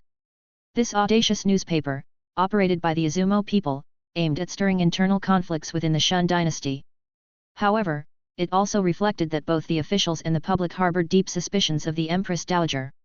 After revealing her heavenly demon form, she openly declared herself as a sociopathic individual afflicted with antisocial personality disorder. If the Empress Dowager were not so powerful, she would have been exorcised and expelled already. And there were still plenty of tactics waiting for her. Upon reading the papers, Li Pei sighed in relief but still felt somewhat downcast. Immediately, Liu Yao said, "It's fine not to be a commandery princess, one day, I'll make you an empress." Li Pei chuckled, "An empress, hey? As if you could. Don't disbelieve me. If our whole family reaches the Golden Body Realm, why couldn't I elevate you to the Dragon Throne? You just know how to make me happy." Li Pei thought it was her husband joking. But then she considered that if she truly had a bunch of Golden Body Realm supporters, becoming the emperor might not be so difficult after all. However, having a family all in the Golden Body Realm was too fanciful, and she didn't take it to heart. The closer she got to home, the redder Li Pei's face became, and her long, nervous legs rubbed against each other incessantly. When they arrived home, Yu Yanmei, Liao Ye, and Liao Qi were already waiting. Given the current situation at Li Pei's home, although a grand ceremony was not possible, a simple ritual was still necessary. Liu Yao and Li Pei together offered tea to Yu Yanmei. Yu Yanmei took it and drank it all in one gulp, which was taken as paying respect to an elder. Then Li Pei and Liao Qi exchanged courtesies, with Li Pei taking the lead to call out, "Sister Liao." Liao Qi sweetly acknowledged, responding, "Little sister." With this exchange, their relationship was formally acknowledged. Finally, Li Pei and Liu Yao bowed to each other, their eyes filled with affection, as she said in a tender voice. "Joyful is this day of the betrothal, where a good match is sealed. My husband and I shall respect each other as guests, forever sharing conjugal happiness. We shall aid each other with genuine devotion and pledge our vow as Mandarin ducks, let this certify." Yu Yanmei, looking at her lovely and beautiful disciple, felt a world's worth of pity. Such a humble celebration was like that of the poor marrying off. Thankfully, the groom she found is truly remarkable. Yu Yanmei's satisfaction with young Master Liu grew as she watched them, and their joyous union was indeed a wonderful matter. After that, the inevitable came. Li Pei felt incredibly sweet inside, her eyes curving into smiles while pressing her lips together, making the tear mole at the corner of her eye appear especially alluring. This indeed was. Eyes half closed like amber, lips like a cherry just touched. But thinking of what came next, Li Pei felt a little uneasy. Blushing, she said somewhat nervously, "My lord, I am a bit different from ordinary people, I hope you won't scorn me." "Ha, how could I? Then let's turn off the lights." "All right, as you wish." In reality, this act was unnecessary, as both could see in dim light, making no difference with or without the lamp. Liu Yao thought his wife was just overly nervous on their wedding night, and didn't take much notice. But after they had drunk their bridal cup and begun to undress, he realized he had hit the jackpot. At that moment, Liao Ye and Liao Qi took out all of the golden elixir brew they had brought, determined to drink until they were completely drunk. Liao Qi was the first to raise a jar and tilt her head back to drink to the moon. Liao Ye said, "You should drink less, don't mess things up." "Sister, I feel so bitter, it's like someone took away a toy I loved." "Good things should be shared, what's wrong with lending them out for others to play with?" "Ah? What did you say?" Liao Qi put down the jar, looking shocked. "Nothing much," Liao Ye said calmly. "I mean, Sister Li Pei is both talented and beautiful, and has a sense of justice. There's nothing wrong with her coming into the family." "Oh," Liao Qi nodded and responded, "she once saved me, so I'm naturally pleased, but it's hard not to feel conflicted. Come on, drink with me, sister." For some reason, Liao Ye, thinking about her junior brother in the bridal chamber, suddenly felt melancholic. So, she took a big gulp from the jar. The spicy brew turned into a ball of heat that traveled from her stomach to all limbs. The two women took turns drinking, not stopping until familiar sounds reached their ears. It started. It started. Sister Li Pei sounds very panicky.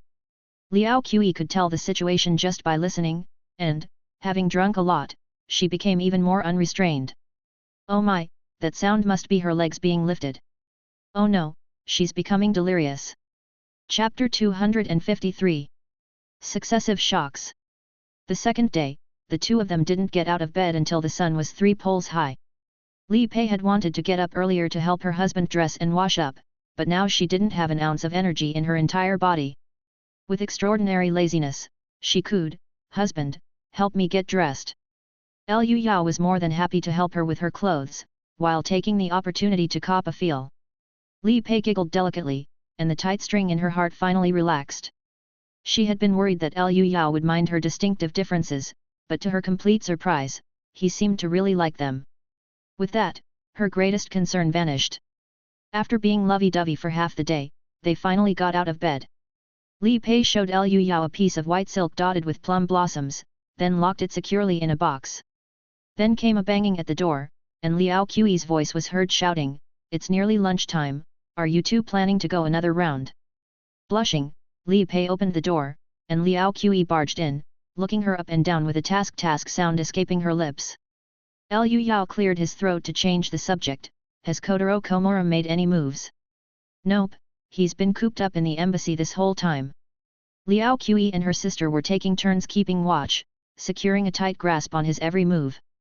There's no wrong nickname for someone. Liu Yao said with disdain, this rat envoy really is as cautious and suspicious as a rat. Otherwise, he wouldn't have survived until now. Li Pei chimed in, he goes to all lengths to gather intelligence. The Rakshasas and the Jyad wish to eliminate him, but have yet to succeed. After chatting for a bit, Liao Ya arrived as well. She blushed at the odd smell in the room, cleared her throat, and said, Grandmaster Yu is going on a trip, let's go see her off. They hurried over to where Yu Yanmei was. Yu Yanmei had already packed her belongings and was casually resting her hand on the hilt of her sword. I'll be back in a few days.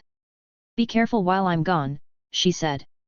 Liu Yao and the others agreed, and Li Pei went out alone to see her off. The master and disciple walked all the way down the mountain. Looking at her disciple, whose brows and eyes now carried a hint of charming allure, Yu Yanmei lamented. I've raised a little milk pig for 20 years, only for someone to enjoy it. It doesn't please me one bit. Li Pei blushed and said, Master, why are you teasing me as well? By the way, where are you going? Yu Yanmei replied softly, I'm going to bid farewell to a few old friends, then concentrate on advancing in cultivation. Li Pei nodded obediently, holding back her worried expression. Advancing in the martial path at later stages was fraught with danger, and many said their farewells to loved ones before entering seclusion. Yu Yanmei patted her disciple's head and, without saying much more, whooshed away with a display of her swift movement skills. Innate martial artists were incredibly fast, but they always showed up in town for rest. Her departure was soon known to Kotaro Komura, who had spread his intelligence network. When Li Pei came back, Liu Yao took her hand and said, We're family now, so I'm going to show you something nice today, something to temper the power of the mind. Li Pei was extremely curious, to temper the power of the mind. How many secrets do you have, husband? Tempering the power of the mind required both a superior method and precious treasures. Nonetheless, she was prepared for it, considering how fast the Liu family members advanced in spirit refinement. Back in their room, Liu Yao donned a strange-looking suit, the tri-protective suit, and murmured, I'll demonstrate. Watch closely. He opened the lead box and began deciphering the Bitter Cultivation and Enlightenment Sutra. Li Pei heard him muttering to himself and exclaimed in astonishment, Is this a secret manual written by a spirit refining expert to concentrate the mind? Why is it so bizarre? Spirit refining experts were often talented in various arts, and they would frequently leave behind calligraphy pieces and even handcrafted items that were extremely enlightening and instructive to their juniors. This was part of the important heritage of famous sects and noble families. Li Pei had seen such pieces before, but this particular manual was truly peculiar. Liu Yao gave a brief demonstration, then took off his tri-protective suit and put it on her, also placing the ice jade ring on her finger. The girl quickly accepted the tri-protective suit. The great powers dug trenches and hurled poison gas bombs at each other daily, turning the battlefield into a thick fog. Stimulated by this, gas masks were invented long ago. Liu Yao reminded her, Get ready, try your best to decipher the text while also refining your mind force.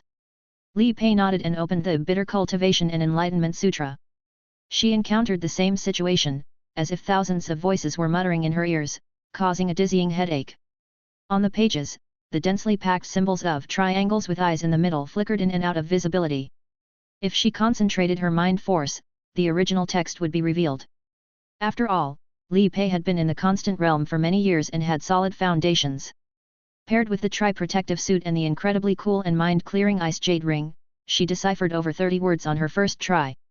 When she reached her limit, Li Pei closed the book and returned it to the lead box, her large eyes sparkling with admiration as she looked at Liu Yao. No wonder your spirit refinement realm advances so quickly with such training of the mind force. Liu Yao helped her out of the tri-protective suit and smiled, The biggest advantage of our family is that we never lack resources, and there are some things I'll tell you about slowly over time. Li Pei had an epiphany looking at the lead box, This is Hong Rongkan's Bitter Cultivation and Enlightenment Sutra. And the Ice Jade Ring. It was you who saved my master in Jinling and took all the benefits. The outside world has always believed it was Grandmaster Zhang who gained the loot. Ha, you're absolutely right, Liu Yao said proudly, facing the girl's admiring gaze. The court has been pressuring Master Zhang to hand over what he gained, causing quite an unhappy situation. Enjoy new tales from Empire.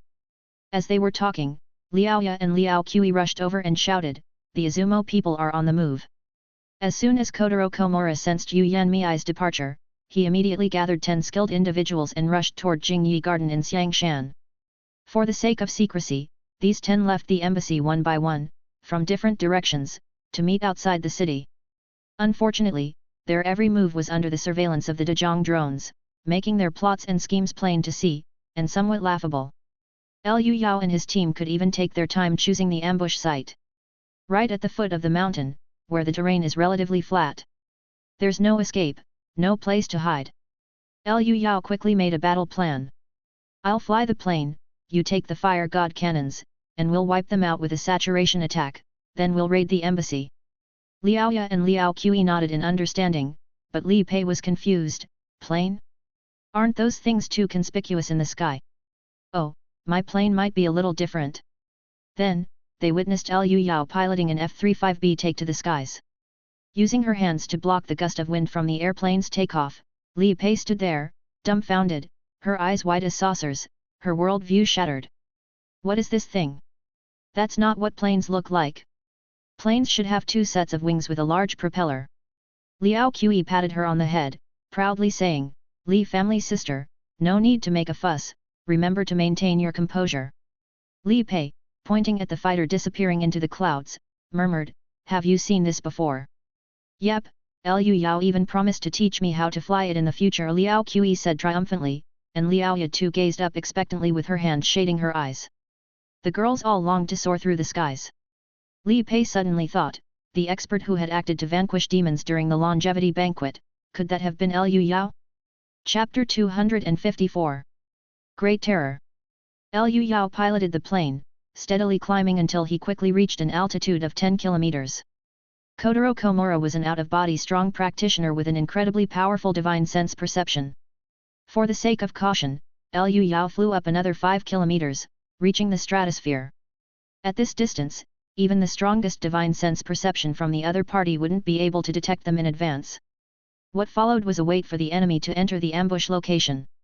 When the time came, his missiles, combined with the fire god cannons of the 3 girls, would deliver a saturated strike, annihilating the opponents instantly. At this moment, Liu Yao found the view from the stratosphere breathtakingly beautiful. Beneath him was an endless sea of white clouds, lighter than cotton and meeting the boundless blue sky. 2 golden suns shone overhead, casting a warm and gentle glow, along with a chilling sunlight. Otherworld had 2 suns, something to which Liu Yao had already grown accustomed, just as the people of Blue Star were accustomed to the constancy of their own sun.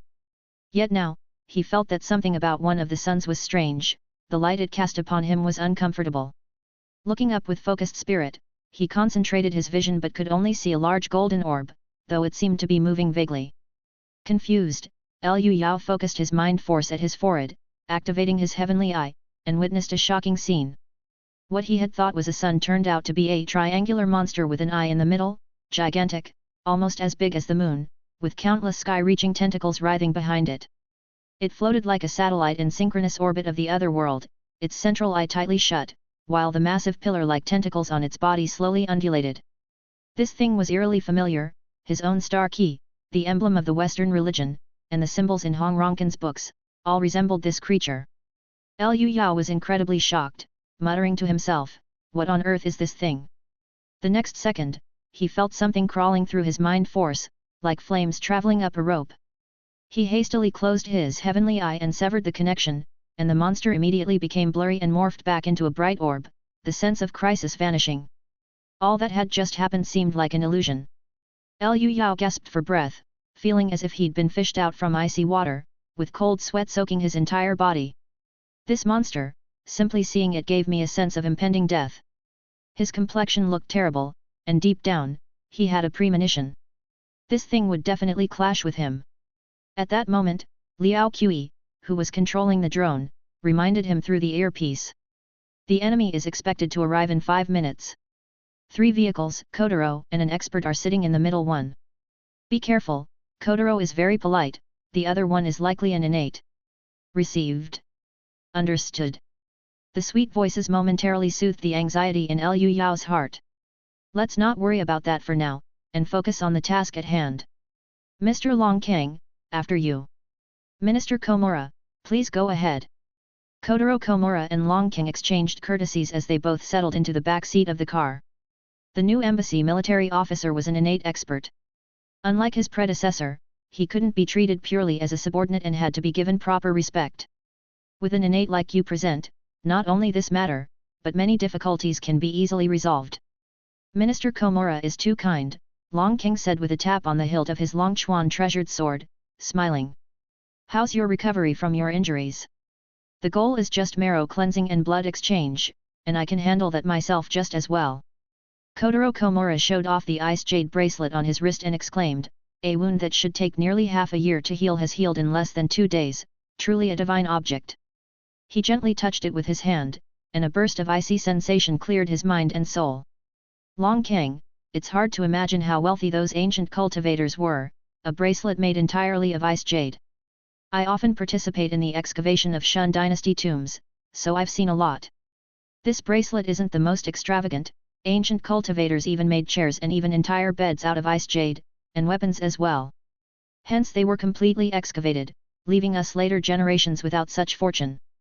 After a casual exchange, Long King flipped through the information and photos of their target, suddenly speaking somewhat sheepishly, Minister Komura, I have a favor to ask. Feel free to speak, Long King. When we kill Liu Yao later, could you let me try to capture those 2 sisters alive? Kotaro Komura laughed, do you have a fondness for beauties? Long King nodded, a look of anticipation on his face, those 2 sisters are women with naturally sensitive constitutions, a slight provocation, and they become unable to extricate themselves. Such people are 1 in a million, a rare treasure, I cannot bear to waste such a gift from the heavens. Kotaro Komura waved his hand generously, please feel free to do as you please later. While they were discussing, Liu Yao had already pressed the launch button. The cruise missile shot out with a small pair of wings, tail flames spurting as it dived downwards. Find your next adventure on Empire.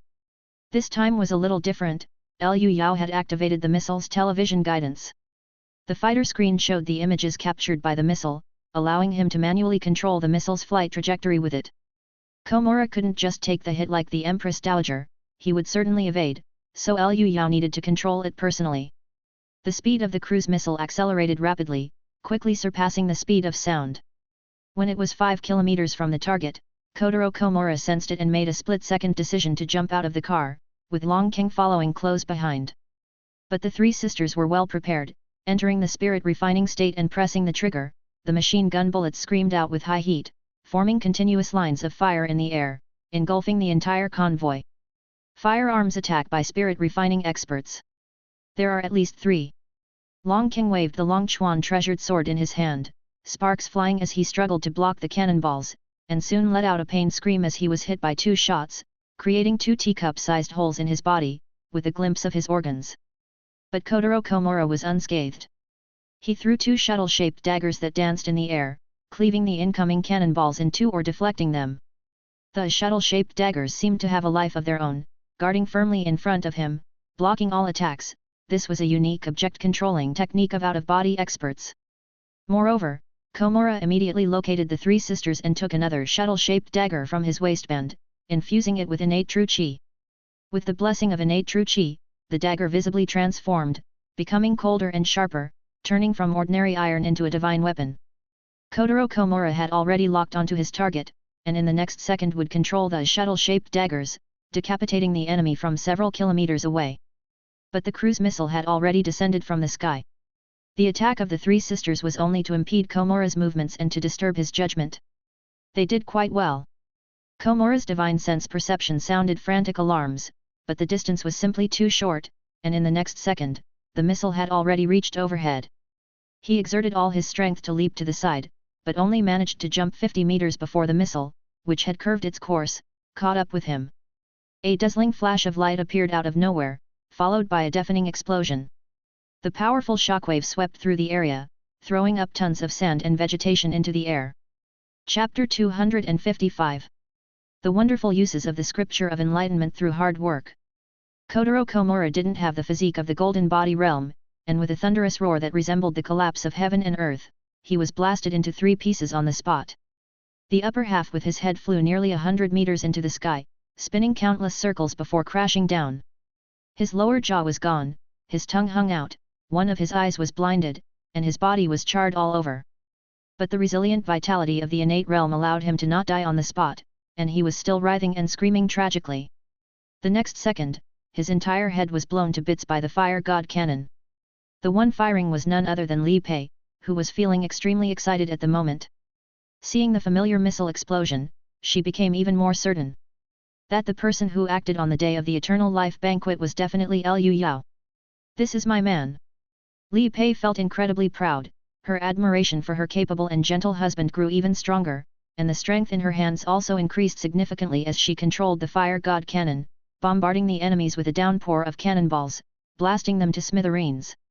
Liao Ya and Liao Qi were also not idle, subjecting the enemies to a saturated fire cover. For a moment, severed limbs and chunks of flesh flew all over the place. The enemies howled in the Azumo language, filled with despair. Under the firearms assault of spirit refining experts, any attempt to dodge seemed like they were deliberately catching the cannonballs themselves. Half a minute later, the enemies were reduced to pieces of broken flesh on the ground. The only remaining innate expert, Long Kang, though seriously injured, moved with extraordinary agility when fleeing for his life. He abandoned his sword and ran several hundred meters using his hands and feet. The three women did not pursue, as a giant iron bird had already descended from the sky. The moment Long Kang saw the fighter jet, he was stunned, so frightened that he even forgot to run. The machine gun, with a firing rate of 8,000 rounds per minute, took less than 2 seconds to turn him into a cloud of blood mist. After landing, the moment Liu Yao got out, there was a beautiful figure throwing herself into his arms. It was Li Pei. Excited, she exclaimed, "The one who blasted apart the heavenly demon form on the day of the Eternal Life Banquet was you, right?" "Alas, unworthy as I am, it was indeed I," Liu Yao admitted openly and honestly. Upon hearing this, Li Pei immediately kissed him. After kissing for a while, Liu Yao mumbled vaguely, "When we get home tonight." "No, no." Liao Qi, hands on her hips, declared righteously, "Tonight is my turn." Li Pei quickly separated from her husband and said with a blush and a laugh, "Don't worry, I won't compete with you." Liu Yao wrapped an arm around each of them and said, "No need to fight, we can ascend to paradise together." Ahem. Before he could finish his sentence, he was simultaneously punched by the two ladies. "In your dreams." X2. Liao Ye, watching the three of them causing a ruckus, sighed helplessly and went to clean up the battlefield by herself. First, she found Long Kang's Long Chuan sword, and with a flick of her finger, a clear dragon's chant sounded. "What a fine sword!" Liao Ye plucked a strand of hair and placed it on the edge of the sword, which severed the hair as soon as it touched the blade. At this time, Liu Yao and the others also came over. Li Pei took the Long Chuan treasured sword to have a look and praised, "This is the personal sword of an innate expert, constantly refined by true qi, and has become incredibly sharp. Judging by the design, it was forged during the Tang dynasty and is also an antique." The others took turns playing with it, and decided to give it to Yu Yanmei to use. Then they went straight to Kotaro Komura's corpse. The most conspicuous item was the ice jade bracelet on the corpse's wrist. The corpse was charred all over, covered in bloodstains, but the bracelet shone brightly and was crystal clear, even the air around it crystallized, and its appearance alone indicated it was no ordinary object. Seeing this familiar material, Liao Qi exclaimed in surprise, "Could it be?" She hurriedly rushed forward to touch it, but just as she did, the cold made her teeth chatter, and her whole body trembled. "It really is a bracelet made entirely of ice jade. I, being in the marrow cleansing realm, wouldn't dare to touch it." Liao Qi felt as if she had been plunged into a frozen lake in an instant. Liu Yao and Li Pei, who had barely undergone the blood exchange, could just manage to pick up the ice jade bracelet, and saw that it was at least 20 times larger than the ice jade ring on their hands. "Ice jade, an invaluable treasure!" Li Pei exclaimed in surprise. This bracelet could be useful even for someone in the golden body realm. Even if Kotaro was an innate and out-of-body expert, it's still extravagant. She could not imagine the many years of hard work and the significant role Kotaro, as the Azumo ambassador, had played in the intelligence network. "Anyway, getting our hands on a priceless treasure is great news," Liu Yao said beamingly. "Next, we'll raid the Azumo embassy. Their elites are all dead here, we'll head straight over, and take everything useful." Just as the three of them were about to commit the robbery, they saw Kotaro Komura's beheaded corpse on the ground suddenly tremble. In the next second, a shadowy figure burst out, vaguely revealing the appearance of Kotaro Komura. It was his divine soul. Komura himself was somewhat astonished. By all logic, when a person died, they were like a snuffed-out lamp. Once the flesh was destroyed, the divine soul would dissipate within 3 breaths. But the amazing ice jade bracelet had somehow allowed his divine soul to survive briefly, giving him the opportunity for revenge. At this moment, the soul was silent and fast as lightning, and without causing any physical phenomena, it plunged into Liu Yao's body in an instant. Liu Yao immediately felt an intense pain, as if something in his head was trying to split him in two. He called upon his mind force to examine his body and saw his head enveloped in a shadow that his mind force could not penetrate. Kotaro Komura, full of hate, sneered, "Even if I die, I'll drag you down with me." The 3 women noticed something was wrong and anxiously gathered around. Li Pei's face turned pale, but she tried to remain calm and said, "This is soul possession, we need to find a way to deal with divine souls. I'll go to the palace for help. I'll ask Sect Master Zhang Yunshu." Liu Yao, enduring the severe pain, composedly said, "Bring over the Bitter Cultivation and Enlightenment Sutra, quick." Li Pei's eyes lit up. Right, there was that. Explore more at Empire. She immediately shouted, "I'll go." And with that burst out with explosive force, shattering the ground beneath her as she shot forth, utilizing the star-plucking technique. At this moment, everyone was at the base of the mountain, less than 5 kilometers from the compound. Li Pei, not caring about the consequences, burst forth at a speed of 200 kilometers per hour and returned in less than 2 minutes holding the lead box. The sweat on her body evaporated from her body heat, turning into a mist of body scent that rose around her.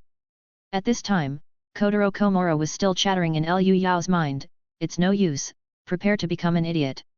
Liu Yao ignored him and immediately took out the Bitter Cultivation and Enlightenment Sutra to read.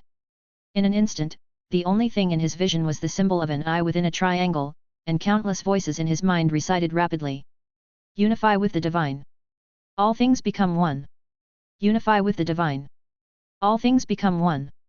The voices were extremely faint, like the quivering of a hair or a strand of hair falling to the ground, so quiet that one might think it was their own thoughts and ideas.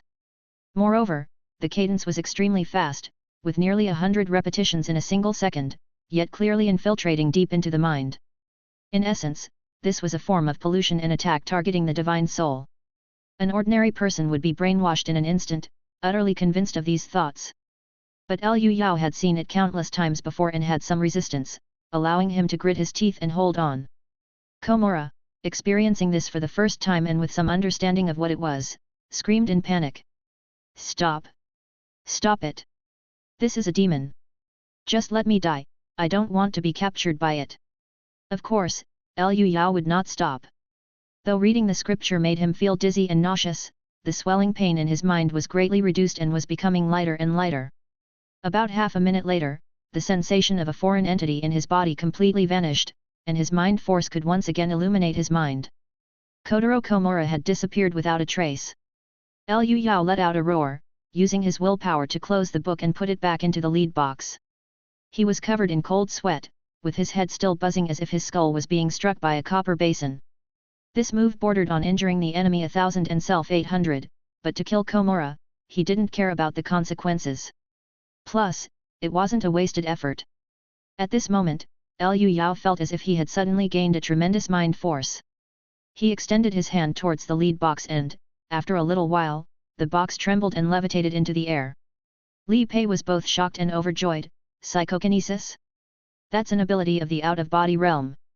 Did you have another stroke of luck?" Liu Yao nodded. "This bastard tried to harm me, but ended up being killed by the Bitter Cultivation and Enlightenment Sutra instead, and left me with a pure surge of mind force. What a great guy, saved me a decade or more of hard work." Chapter 256. It seems like you've grown taller. Reading Bitter Cultivation and Enlightenment Sutra was a move that killed 1,000 enemies but harmed oneself by 800. Liu Yao felt dizzy and experienced ringing in his ears, and it took him quite a while to recover through regulated breathing. While he was recuperating, the 3 women destroyed the bodies and traces of the crime scene. The task was exceedingly simple. A missile had blasted a pit as deep as a swimming pool, which was perfect for disposing of the bodies and car before backfilling it with soil. They only left behind a car that could still be driven. In a moment, they would ride this car, belonging to the Izumo people themselves, to rob the Izumo embassy. By the time Liu Yao had finished regulating his breath, the girls had just completed their work. The group drove to the embassy in a grand manner and entered through the main gate. Immersed in essence, only a bunch of riffraff remained there, with the strongest only being in the marrow-washing realm. These people were taken out by Li Pei in an instant with moon shadow star plucking, dying with puzzled expressions, clueless about what had happened. Afterward, the family shopped around like they were browsing through a supermarket, taking whatever caught their interest. With Liu Yao's mind force spreading out to detect, secret rooms and hidden compartments were all revealed, leaving no place to hide, and were all uncovered. After a search, they found many classified documents, secret manuals, silver, jewelry, and even 100 taels of gold. Li Pei was both shocked and ecstatic, smiling so widely her mouth almost reached her ears, her face flushed with excitement as she exclaimed, "Gold! A whole 100 taels! Look, everyone, look! Not bad! Pretty good!" Liaoya and Liao Qi glanced back briefly and continued to work on the safe. Feeling ignored, Li Pei thought the two country girls didn't understand the value of gold and explained. "This is essential for advancing to the Jin gold body realm. The value of these 100 taels of gold is beyond imagination." Still, the sisters didn't seem too concerned, focusing on the safe and forcefully tearing it in half with a grunt and a spirited call of "open." Inside were several documents and some black and white photos. Liaoya gathered them all up to take home and examine later. By this time, Liu Yao had also finished his search and came over, holding a sack of items as well. Li Pei eagerly presented her find, "My lord, look, it's gold. I unearthed it from a hidden compartment under Kotaro Komura's desk." Quite nice," Liu Yao said with a smile and then added, "We should get going." Li Pei sensed her lord's indifference and was secretly amazed. Could their home be so wealthy that even gold was in no short supply? After their shopping spree, they drove away as boldly as they had arrived. Since the car originally belonged to the Izumo embassy, it did not attract much attention. It was already evening by then. When they passed by Yongding River and saw no one around, Liu Yao kicked the car into the river with a flying kick. The group casually carried their spoils back home. Many of the documents they found inside the embassy were in foreign languages, but fortunately, Li Pei was proficient in English, French, and German. She sat on a taishi chair, began to translate on the spot, and her expression grew more solemn the more she read. The documents obtained from the safes and hidden compartments were all Izumo's classified information, and they seemed to be far from good news. Liao Qi, giggling, pulled Liu Yao back to their room to rest. The girl prepared a basin of warm water and helped her beloved wash his feet, employing the foot comfort technique with skillful manipulations. Then she initiated her most proficient technique, carp stance, her slender and tense waist moving like an agile fish, flexing her sleekly defined abs. Liu Yao lay on the bed, enjoying the care bestowed by the beauty. Suddenly, Liao Qi leaned over his chest, close to his ear, and asked, "Who's better, me or Li Pei?" While asking, she didn't stop her movements, but Liu Yao was too distracted to enjoy it and hastily summoned his focused spirit to answer seriously, "You're both great, I like you both." Liao Qi squinted her almond-shaped eyes at him, bit her lower lip with her pearly white teeth, obviously not satisfied with the response. Seeing that she was about to question him further, Liu Yao simply transferred a surging and scorching inner breath to her. Blood exchange warrior's inner breath can even boil water. Under Liu Yao's control, although it caused no harm and only benefits, it still made Liao Qi scream in shock from the scalding. After a while, she seemed to melt and lay still on the bed, naturally lacking the energy to ask any more questions. When Liao Qi had absorbed the first wave, Liu Yao continued to transfer most of his inner breath to her, helping her to cleanse and temper her bone marrow. After a thorough rinse and purification, they embraced each other in sleep until dawn broke. The next morning, Liao Qi got up with a blushing face to change the bedsheet.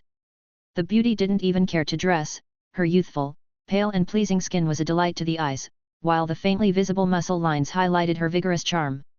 Liu Yao watched for a while before realizing something was off. He walked over, held the girl by her shoulders, and said, "Stand still, don't move, let me see, you seem to have grown taller." After measuring, Liu Yao confirmed, "Indeed, you've grown taller. Originally 1.7 meters, now 1.72 meters. Liao Qi touched the top of her head and said as if it were only natural, "Well, I'm still growing, aren't I? Liu Yao chuckled and gestured with his hands, you've grown in other ways too. Humph, what's that to brag about? Liao Qi puffed out her chest with mighty ambitions. No need to exaggerate, you're great just as you are. As the two chatted and laughed, someone called through the door, you lazy girl. Li Pei pushed the door open and entered, holding 2 document folders in her hand. I've read the documents we brought back yesterday. Let me talk to your husband about it. That Kotaro Komura we killed has done quite some big things over the years. She opened one of the folders and pointed out the intelligence inside for Liu Yao to see. This man has constructed a complete intelligence system against our country. He's bribed Wang and Lu of the Military Intelligence Division and the Prime Minister's office, as well as Li Zongtang's nephew Zhang Shiheng, among others, providing them with intelligence. Look, this is a deployment chart of the Imperial Court's forces. Villages, roads, artillery positions, barracks, even the location of every well is marked with meticulous precision. They've even found out exactly how many pounds of greens are carried on the ships. Li Pei took a deep breath to calm herself and summarized, with this intelligence network, Izumo has our Imperial Court's every move at its fingertips. Liu Yao nodded and asked, what's next? Li Pei pondered for a moment, sighed, and said, this is a huge scandal involving so many high officials. I'll sneak it into the Military Intelligence Division tonight.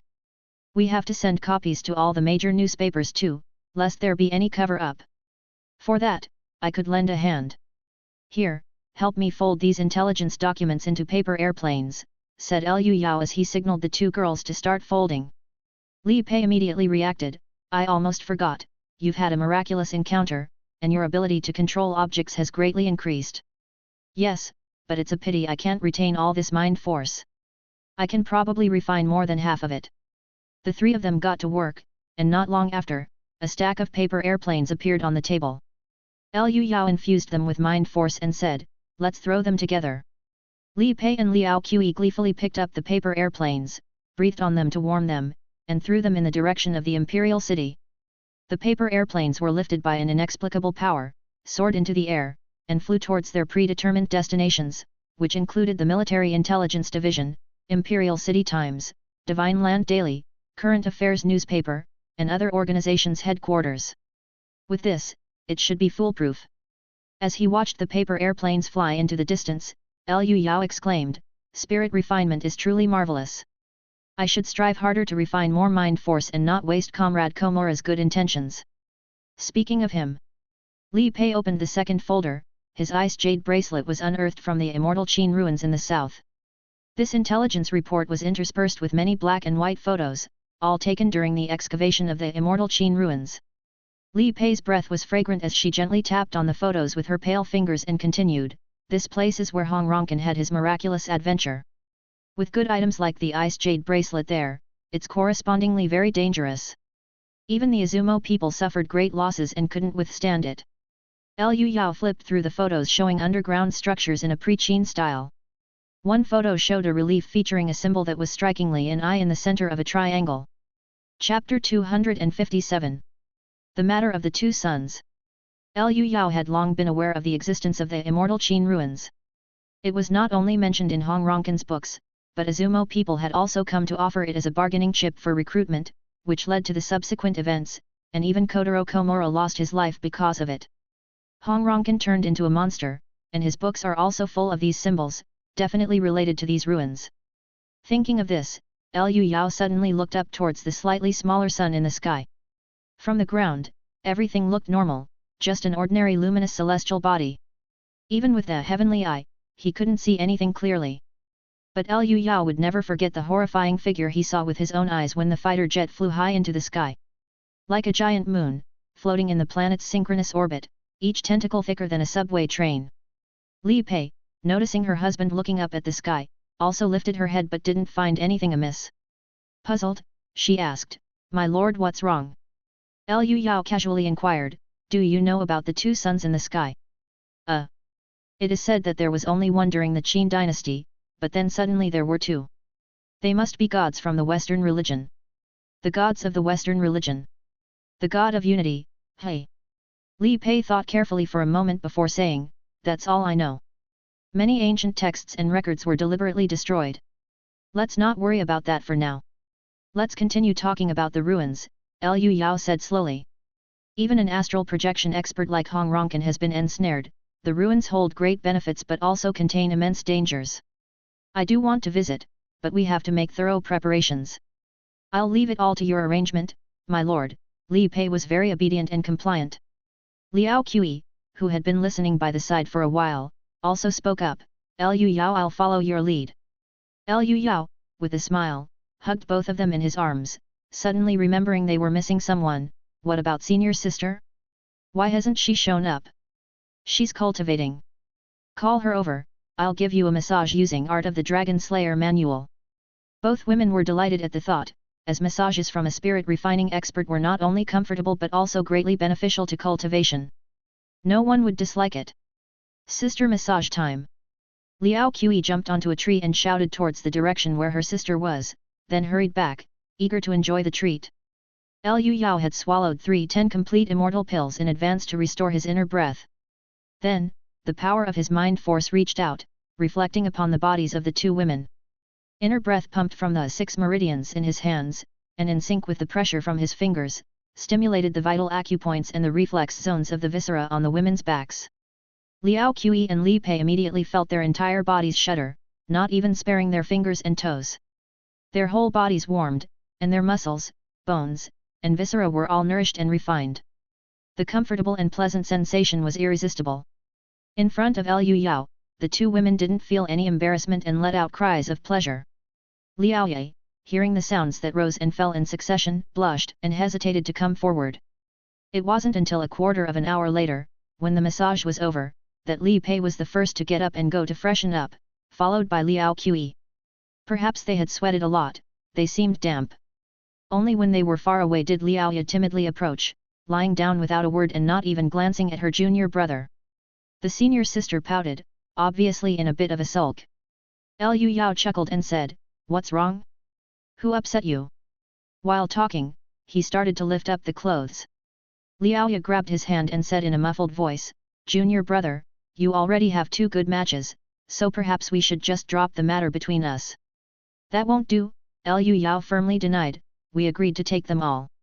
Senior sister, you can't escape my palm."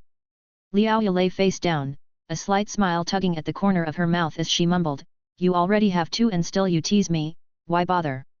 Though she spoke like this, her hand, which had been pressing down on her junior brother, had already loosened, allowing him to lift up her clothes to perform the Art of the Dragon Slayer manual. "Senior sister, don't be impatient. With the 10 complete immortal pill, I'll be in the innate realm very soon. When that happens, what nonsense are you spouting? Who's being impatient?" The two of them were still just like before, one seriously massaging while taking the chance to cop a feel, and the other watching closely to prevent any success.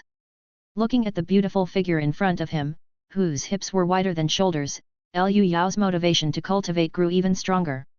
Over the next 3 days, Liu Yao focused on assimilating the mind force that Kotaro Komura had gifted him, tossing paper airplanes and paper cranes all over the sky.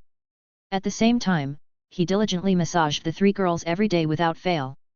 Today, after another massage session, Liao Ye and Liao Qi had grown accustomed to this treatment, but Li Pei, experiencing this rocket-like speed of cultivation for the first time, couldn't hold back her excitement. Eating a 10 complete immortal pill every day, plus having a spirit refining expert husband to help massage and press acupoints. She exclaimed with wide eyes, "The speed of cultivation has increased by more than 10 times. Even taking a breath feels like it could launch me into the innate realm." Liao Qi glanced at her with an air of superiority but shook her head without saying a word.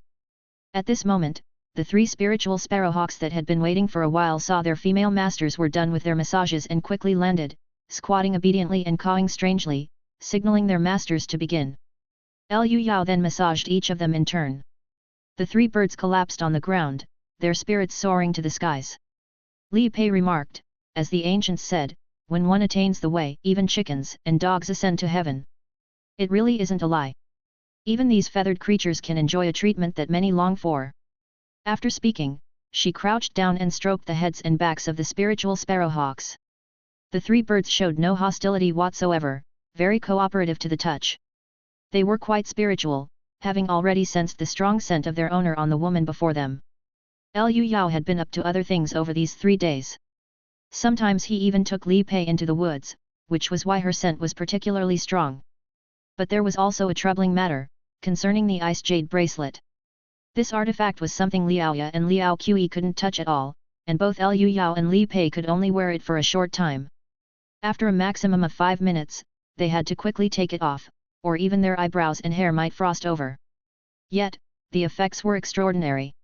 Whether practicing punches or driving inner breath to refine the body, wearing the bracelet increased the effects by several times. Of course, its most useful application was in spirit refinement. As they contended with the bracelet's icy coolness, their mind force was also tempered. And when the mind force was weary and damaged, the bracelet's icy coolness would turn into a calming effect, allowing for quick recovery. This was truly a magical artifact. The pity was that it could only be used by those above the innate realm. For now, everyone still lacked a bit of skill to control it properly. How about we split it up? Liu Yao suggested boldly, divide it into 10 pieces, and then we should all be able to use it. No. The 3 sisters were unanimously against it. That would be a horrific waste of a treasure. Keep it, we'll use it once we're in the innate realm. While they were discussing, the 3 spiritual sparrowhawks suddenly flew up to the sky and circled around one area, indicating that a stranger had arrived. Today was October 17th, exactly 1 week since the Wanshao banquet. The visitor was a eunuch dressed in blue robes, someone Liu Yao recognized. He had met Emperor Yong'an on the day of the banquet. This person was one of his trusted eunuchs.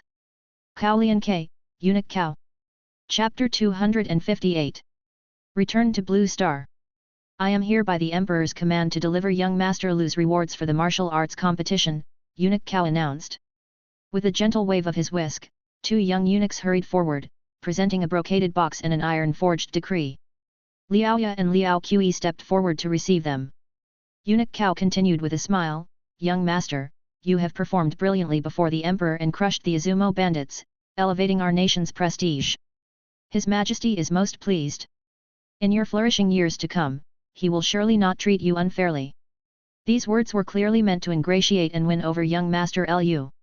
It seemed that after the longevity feast incident, the young emperor had gained some real power. Liu Yao understood this and responded indifferently with a cupped hand salute, "I'm deeply grateful for His Majesty's generous affection." The dust had yet to settle at this moment, and since Eunuch Cao also refrained from further words, he too bowed with cupped hands before taking his leave. After the court official had departed, Li Pei spoke, "The Empress Dowager, such a power-hungry person, has actually ceded authority. It seems you've hurt her quite badly." Liu Yao laughed and said, "The newspapers say that the court and public are outraged, eager to force the Empress Dowager to retreat behind the veil."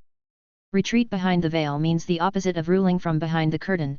Essentially it's still about the struggle for power in the royal court. At this time, the sisters came over with the brocaded box and the iron-forged decree.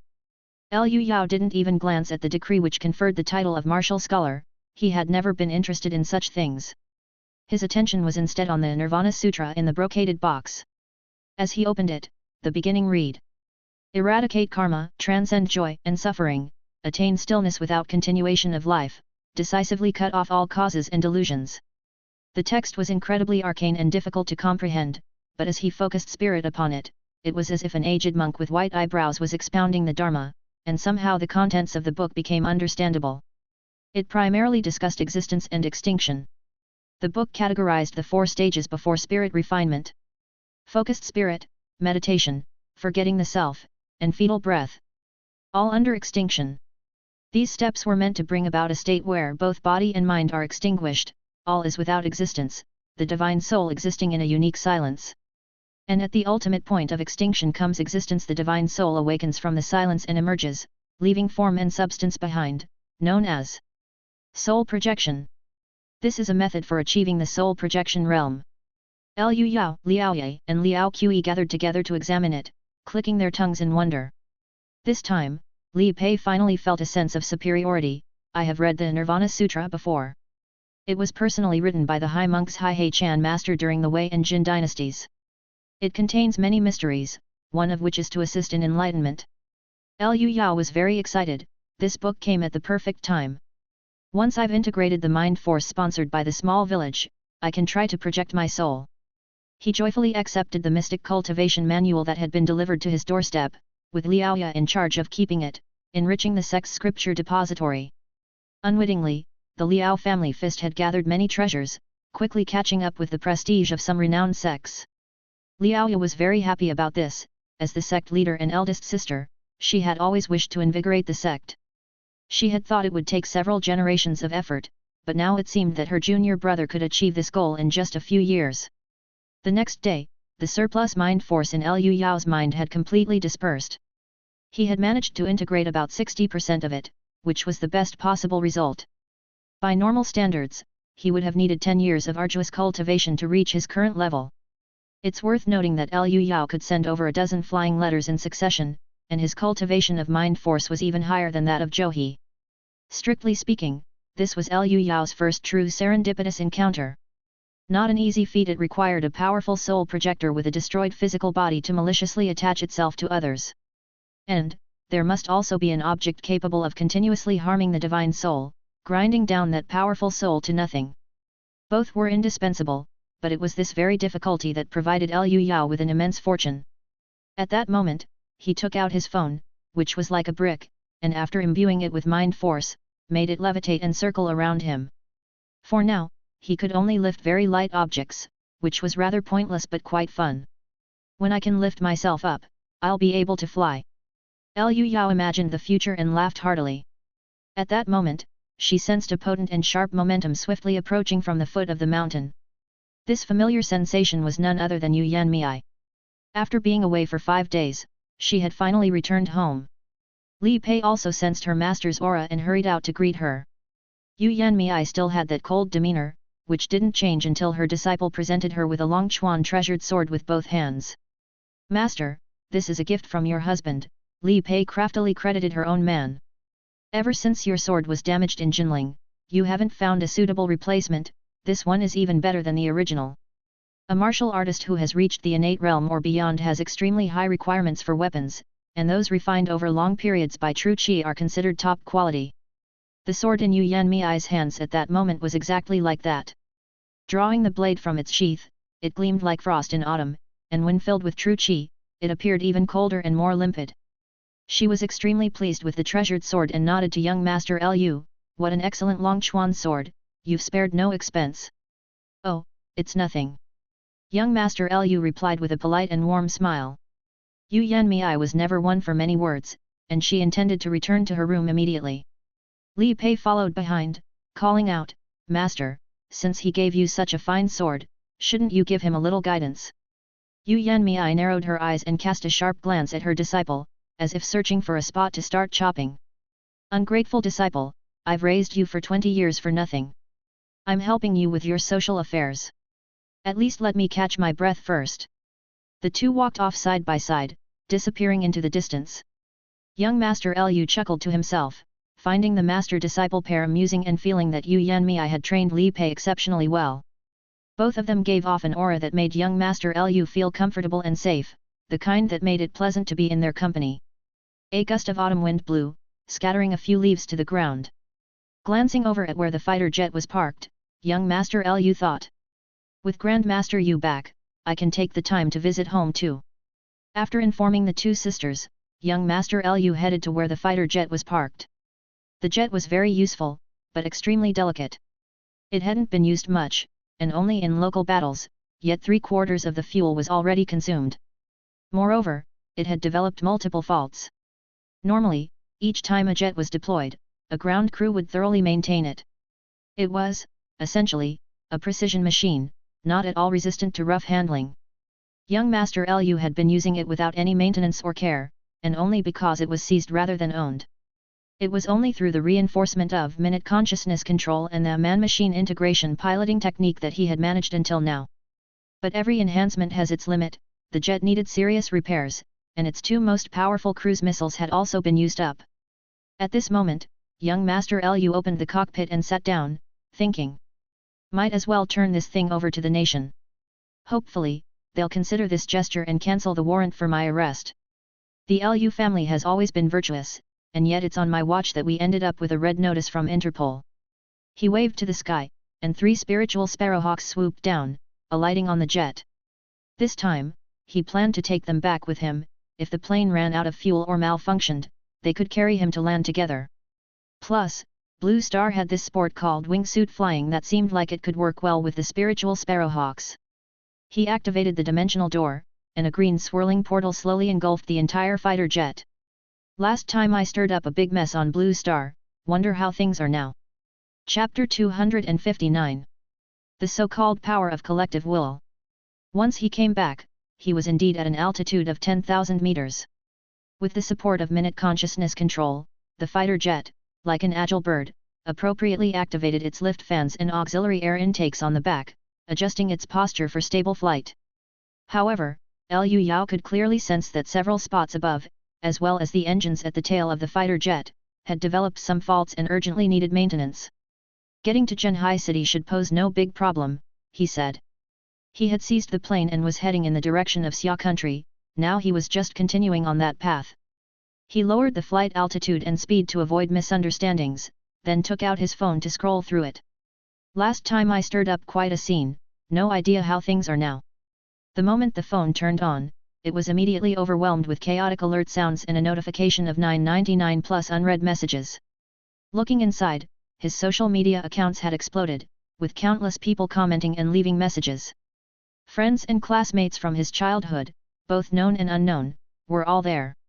Liu Yao, I was the desk mate in your primary school. Liu Yao once wrote me a love letter. Supporting you, when are you going to steal another plane? Discover stories at Empire. I've completely gone viral. Liu Yao saw that he ranked first on the trending searches and had been dominating the chart for 3 weeks, which left him somewhat bemused. He had now become a top-tier traffic IP, attracting countless people for consumption, sustaining a massive amount of content creators, marketing accounts, and independent media. These people had thoroughly sifted through his entire history, intensely analyzing his personality, character, and mental state. And they'd come to a bizarre conclusion. Liu Yao had stormed the Star Alliance airbase in a daring venture into the den of evil to save his uncle's family, who were unjustly abducted by the Star Alliance country. Domestic internet was largely supportive, not seeing Liu Yao as the so-called terrorist, but rather elevating him to a near-heroic status. In contrast, international public opinion flipped entirely, branding Liu Yao as a thoroughbred terrorist, utterly criticized and spat upon. Regardless of the praises or curses, Liu Yao found it all amusing, experiencing for the first time what it felt like to become an internet sensation. While laughing, he suddenly got startled. Could this be the so-called power of collective will? Focused his mind force at the center of his forehead to activate the heavenly eye, and indeed, in the void, countless tide of wishes were converging. More magnificent than what the Empress Dowager had summoned. The difference between the two was like comparing lake ripples with ocean waves. Liu Yao's heartbeat suddenly accelerated. That's it, the other world has fewer people, it surely can't compare to Blue Star, especially since Blue Star encompasses the global netizenry. Unfortunately, he now couldn't and dared not receive the power, only forced to watch as the tide of wishes dispersed. After calming his mind slightly, Liu Yao started reading the news again to see the official stance on this matter. The front page headline read: The State Council of Star Alliance Country has issued a statement claiming, offering a bounty of 200 million star dollars and seeking any information on Liu Yao. The statement indicated, the bounty is for any activity, contacts, and acquaintances related to Liu Yao. Up to date, the highest bounty for a wanted criminal was merely $50 million. Liu Yao had admittedly made history. Meanwhile, domestic media merely maintained a focus on the news and entertainment aspects of the event, not concluding that it was a terrorist attack. At this moment, the fighter jet was nearing the airspace of Xia country, and he faintly sensed something sweeping over, increasing in frequency. Electromagnetic waves, it's radar. He realized. Then the radio on the plane chimed in. Fighter jet at an altitude of 10,000 feet east of Zhenhai, you have entered our National Air Defense Identification Zone. Immediately identify yourself, or you will be intercepted. He repeated it in English after finishing. Liu Yao went straight to the point. Hello, I'm Liu Yao, a citizen of Xia country. I've found a fighter jet and wish to turn it in. There was a long silence on the other end, leaving a message, please keep the communication open. After a while, the radio came back to life. The voice had clearly changed to someone older and more steady. This is Wang Kuei. May I speak with Mr. Liu Yao? Yes, it's me. All right, I will guide you to Zhenhai Airport next. That. Liu Yao asked, I'm carrying an Interpol red notice on my back, can it be cancelled? After pondering briefly, Wang Kuei replied, the red notice from Interpol was directly issued by the government of Star Alliance country, but it won't affect your normal life domestically. Liu Yao nodded, thinking it somewhat acceptable, as he could at least go home. Once I advance in the martial path, I'll personally go to Star Alliance country and make them retract the warrant. The airport wasn't far, and it took only a short while before Liu Yao, maneuvering the fighter jet, landed gracefully and elegantly like a bird. There was no one around, nor did anyone come to inquire. Wang Kuei said, Mr. Liu, you can just leave directly. The international situation is highly tense, and our side will not make direct contact, but my contact number will be sent to your mobile. Please abide by the law while in the country. Don't worry, I've always been a law-abiding citizen. Liu Yao hung up the radio and left the airport. At this moment, Wang Kuei was in a conference room, surrounded by a few analysts. Where did he learn to pilot a fighter jet like that? He's even more proficient than our best pilots. That's not something you can learn in just a year or two. His life trajectory is very clear, backed by massive amounts of human and material evidence. He couldn't possibly have had time to train. Then there's only one explanation. He is a genius. Actually, we have quite a few of these in the Air Force. As they were discussing, a female subordinate reported, the fighter jet has been received, no issues. But 2 cruise missiles have been used. Wang Kuei stretched out his finger, tapping the desk slightly over Liu Yao's files, and said steadily. Loose on the outside, tight on the inside, find a few clever people to keep an eye on. Lu Man, you go personally. Be careful. After all, he just delivered a plane, don't treat him like a suspect, prioritize protection. This young man carries a 200 million bounty on his back, and plenty are willing to risk danger for that amount of money. The woman named Lu Man stood up straight, saluted and said, yes. Hours later, Liu Yao finally returned to his villa where he had barely lived. Scrolling through his phone and enjoying modern life a bit, he suddenly noticed 2 faint gazes. Liu Yao stood at the second floor of the villa, waving at comrades in a car 200 meters away, making them extremely embarrassed. How did he spot us? Lu Man was somewhat flustered. Being noticed in less than 5 minutes made her feel exceedingly incompetent. Her partner, a young man with an honest and ordinary face, casually said. If someone can infiltrate an Air Force base, they definitely have capabilities. Besides, we've studied him repeatedly, he almost never causes trouble domestically, so you shouldn't always see him as an enemy spy. Lu Man was still somewhat unconvinced, baffled. How did he spot them from such a distance? Chapter 260. Sooner or later, I'll have to take a trip to the Star Alliance country.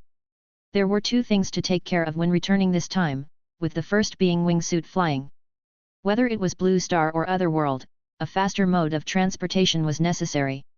So Liu Yao thought of something that could work with the 3 spiritual sparrowhawks. Wingsuit flying. This extreme sport involves wearing a flight suit with wings and leaping from a high place to soar through the sky, and it's exceptionally dangerous.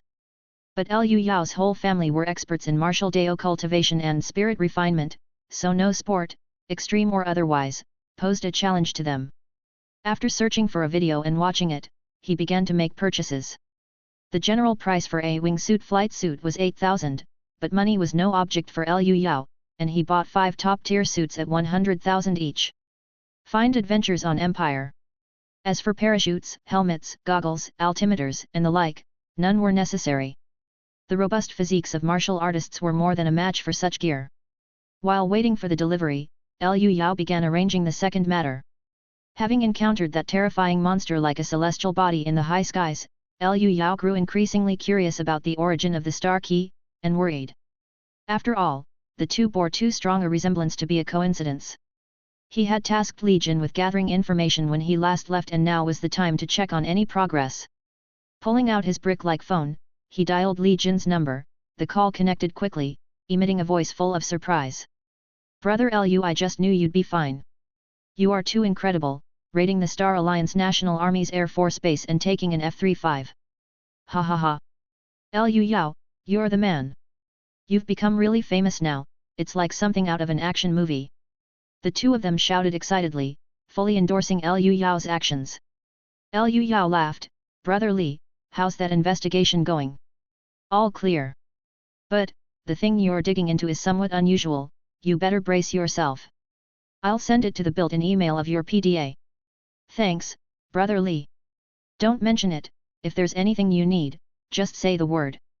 Once things settle down on your end, let's get together and have a good time. No problem. After exchanging a few pleasantries, Liu Yao hung up the phone and started to check the email in his inbox. The deeper he looked, the more furrowed his brows became. This information was compiled by a hacker who had infiltrated various databases of the Star Alliance country, digging down to the roots to uncover everything with clarity. The Star Key first appeared in Derrick City, Mali State, Star Alliance country. This place had another more resounding name. The Star Alliance Country Army Biological Laboratory. The first owner of the Star Key, Ole Horn, used to be a staff member there. At that time, the laboratory was engaged in a so-called psychic special agent research program during a two-tier supremacy competition. In a fit of lunacy, they conducted live experiments on locals, soldiers, and even special agents. A special agent eventually escaped and leaked the matter to the public. Under national boycott, the Defense Department had no choice but to shut it down, at least ostensibly. All project groups were disbanded, and related personnel were dismissed, leaving Ole Horn no choice but to leave as well. When he left, he took a seemingly insignificant trinket as a memento. And this memento was the eye in the middle of the triangle. The Star Key. After his death from cancer, his relatives sold the Star Key, and it was bought by Zhang Xin. And ironically, just as Ole Horn passed away, that haunted place he used to work at was restarted. That was all the information contained in the documents. The hacker left one last message. Many things from that era are in paper archives, what can be found on the internet is only so much. Liu Yao finished reading and instantly had a grasp on the situation. It seems, sooner or later, I'll have to make a trip to the Star Alliance country. Whether I want to investigate further or take revenge for the persecution by the 2nd and 3rd platoons, I'll need to go there. Martial Deo cultivation must be prioritized. The blood exchange mirror can only withstand rifles for now, it's not yet time. During the 2 days waiting for the delivery, Liu Yao carefully studied the comments from domestic and international netizens and found that praises were 20% more than curses.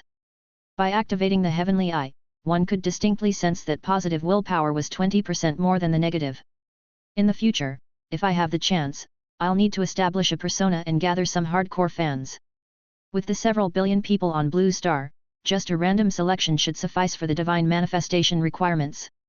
Liu Yao, having suddenly obtained an immense amount of mind force, estimated that it wouldn't be long before he could leave the body, and he needed to start preparing for the divine manifestation in advance.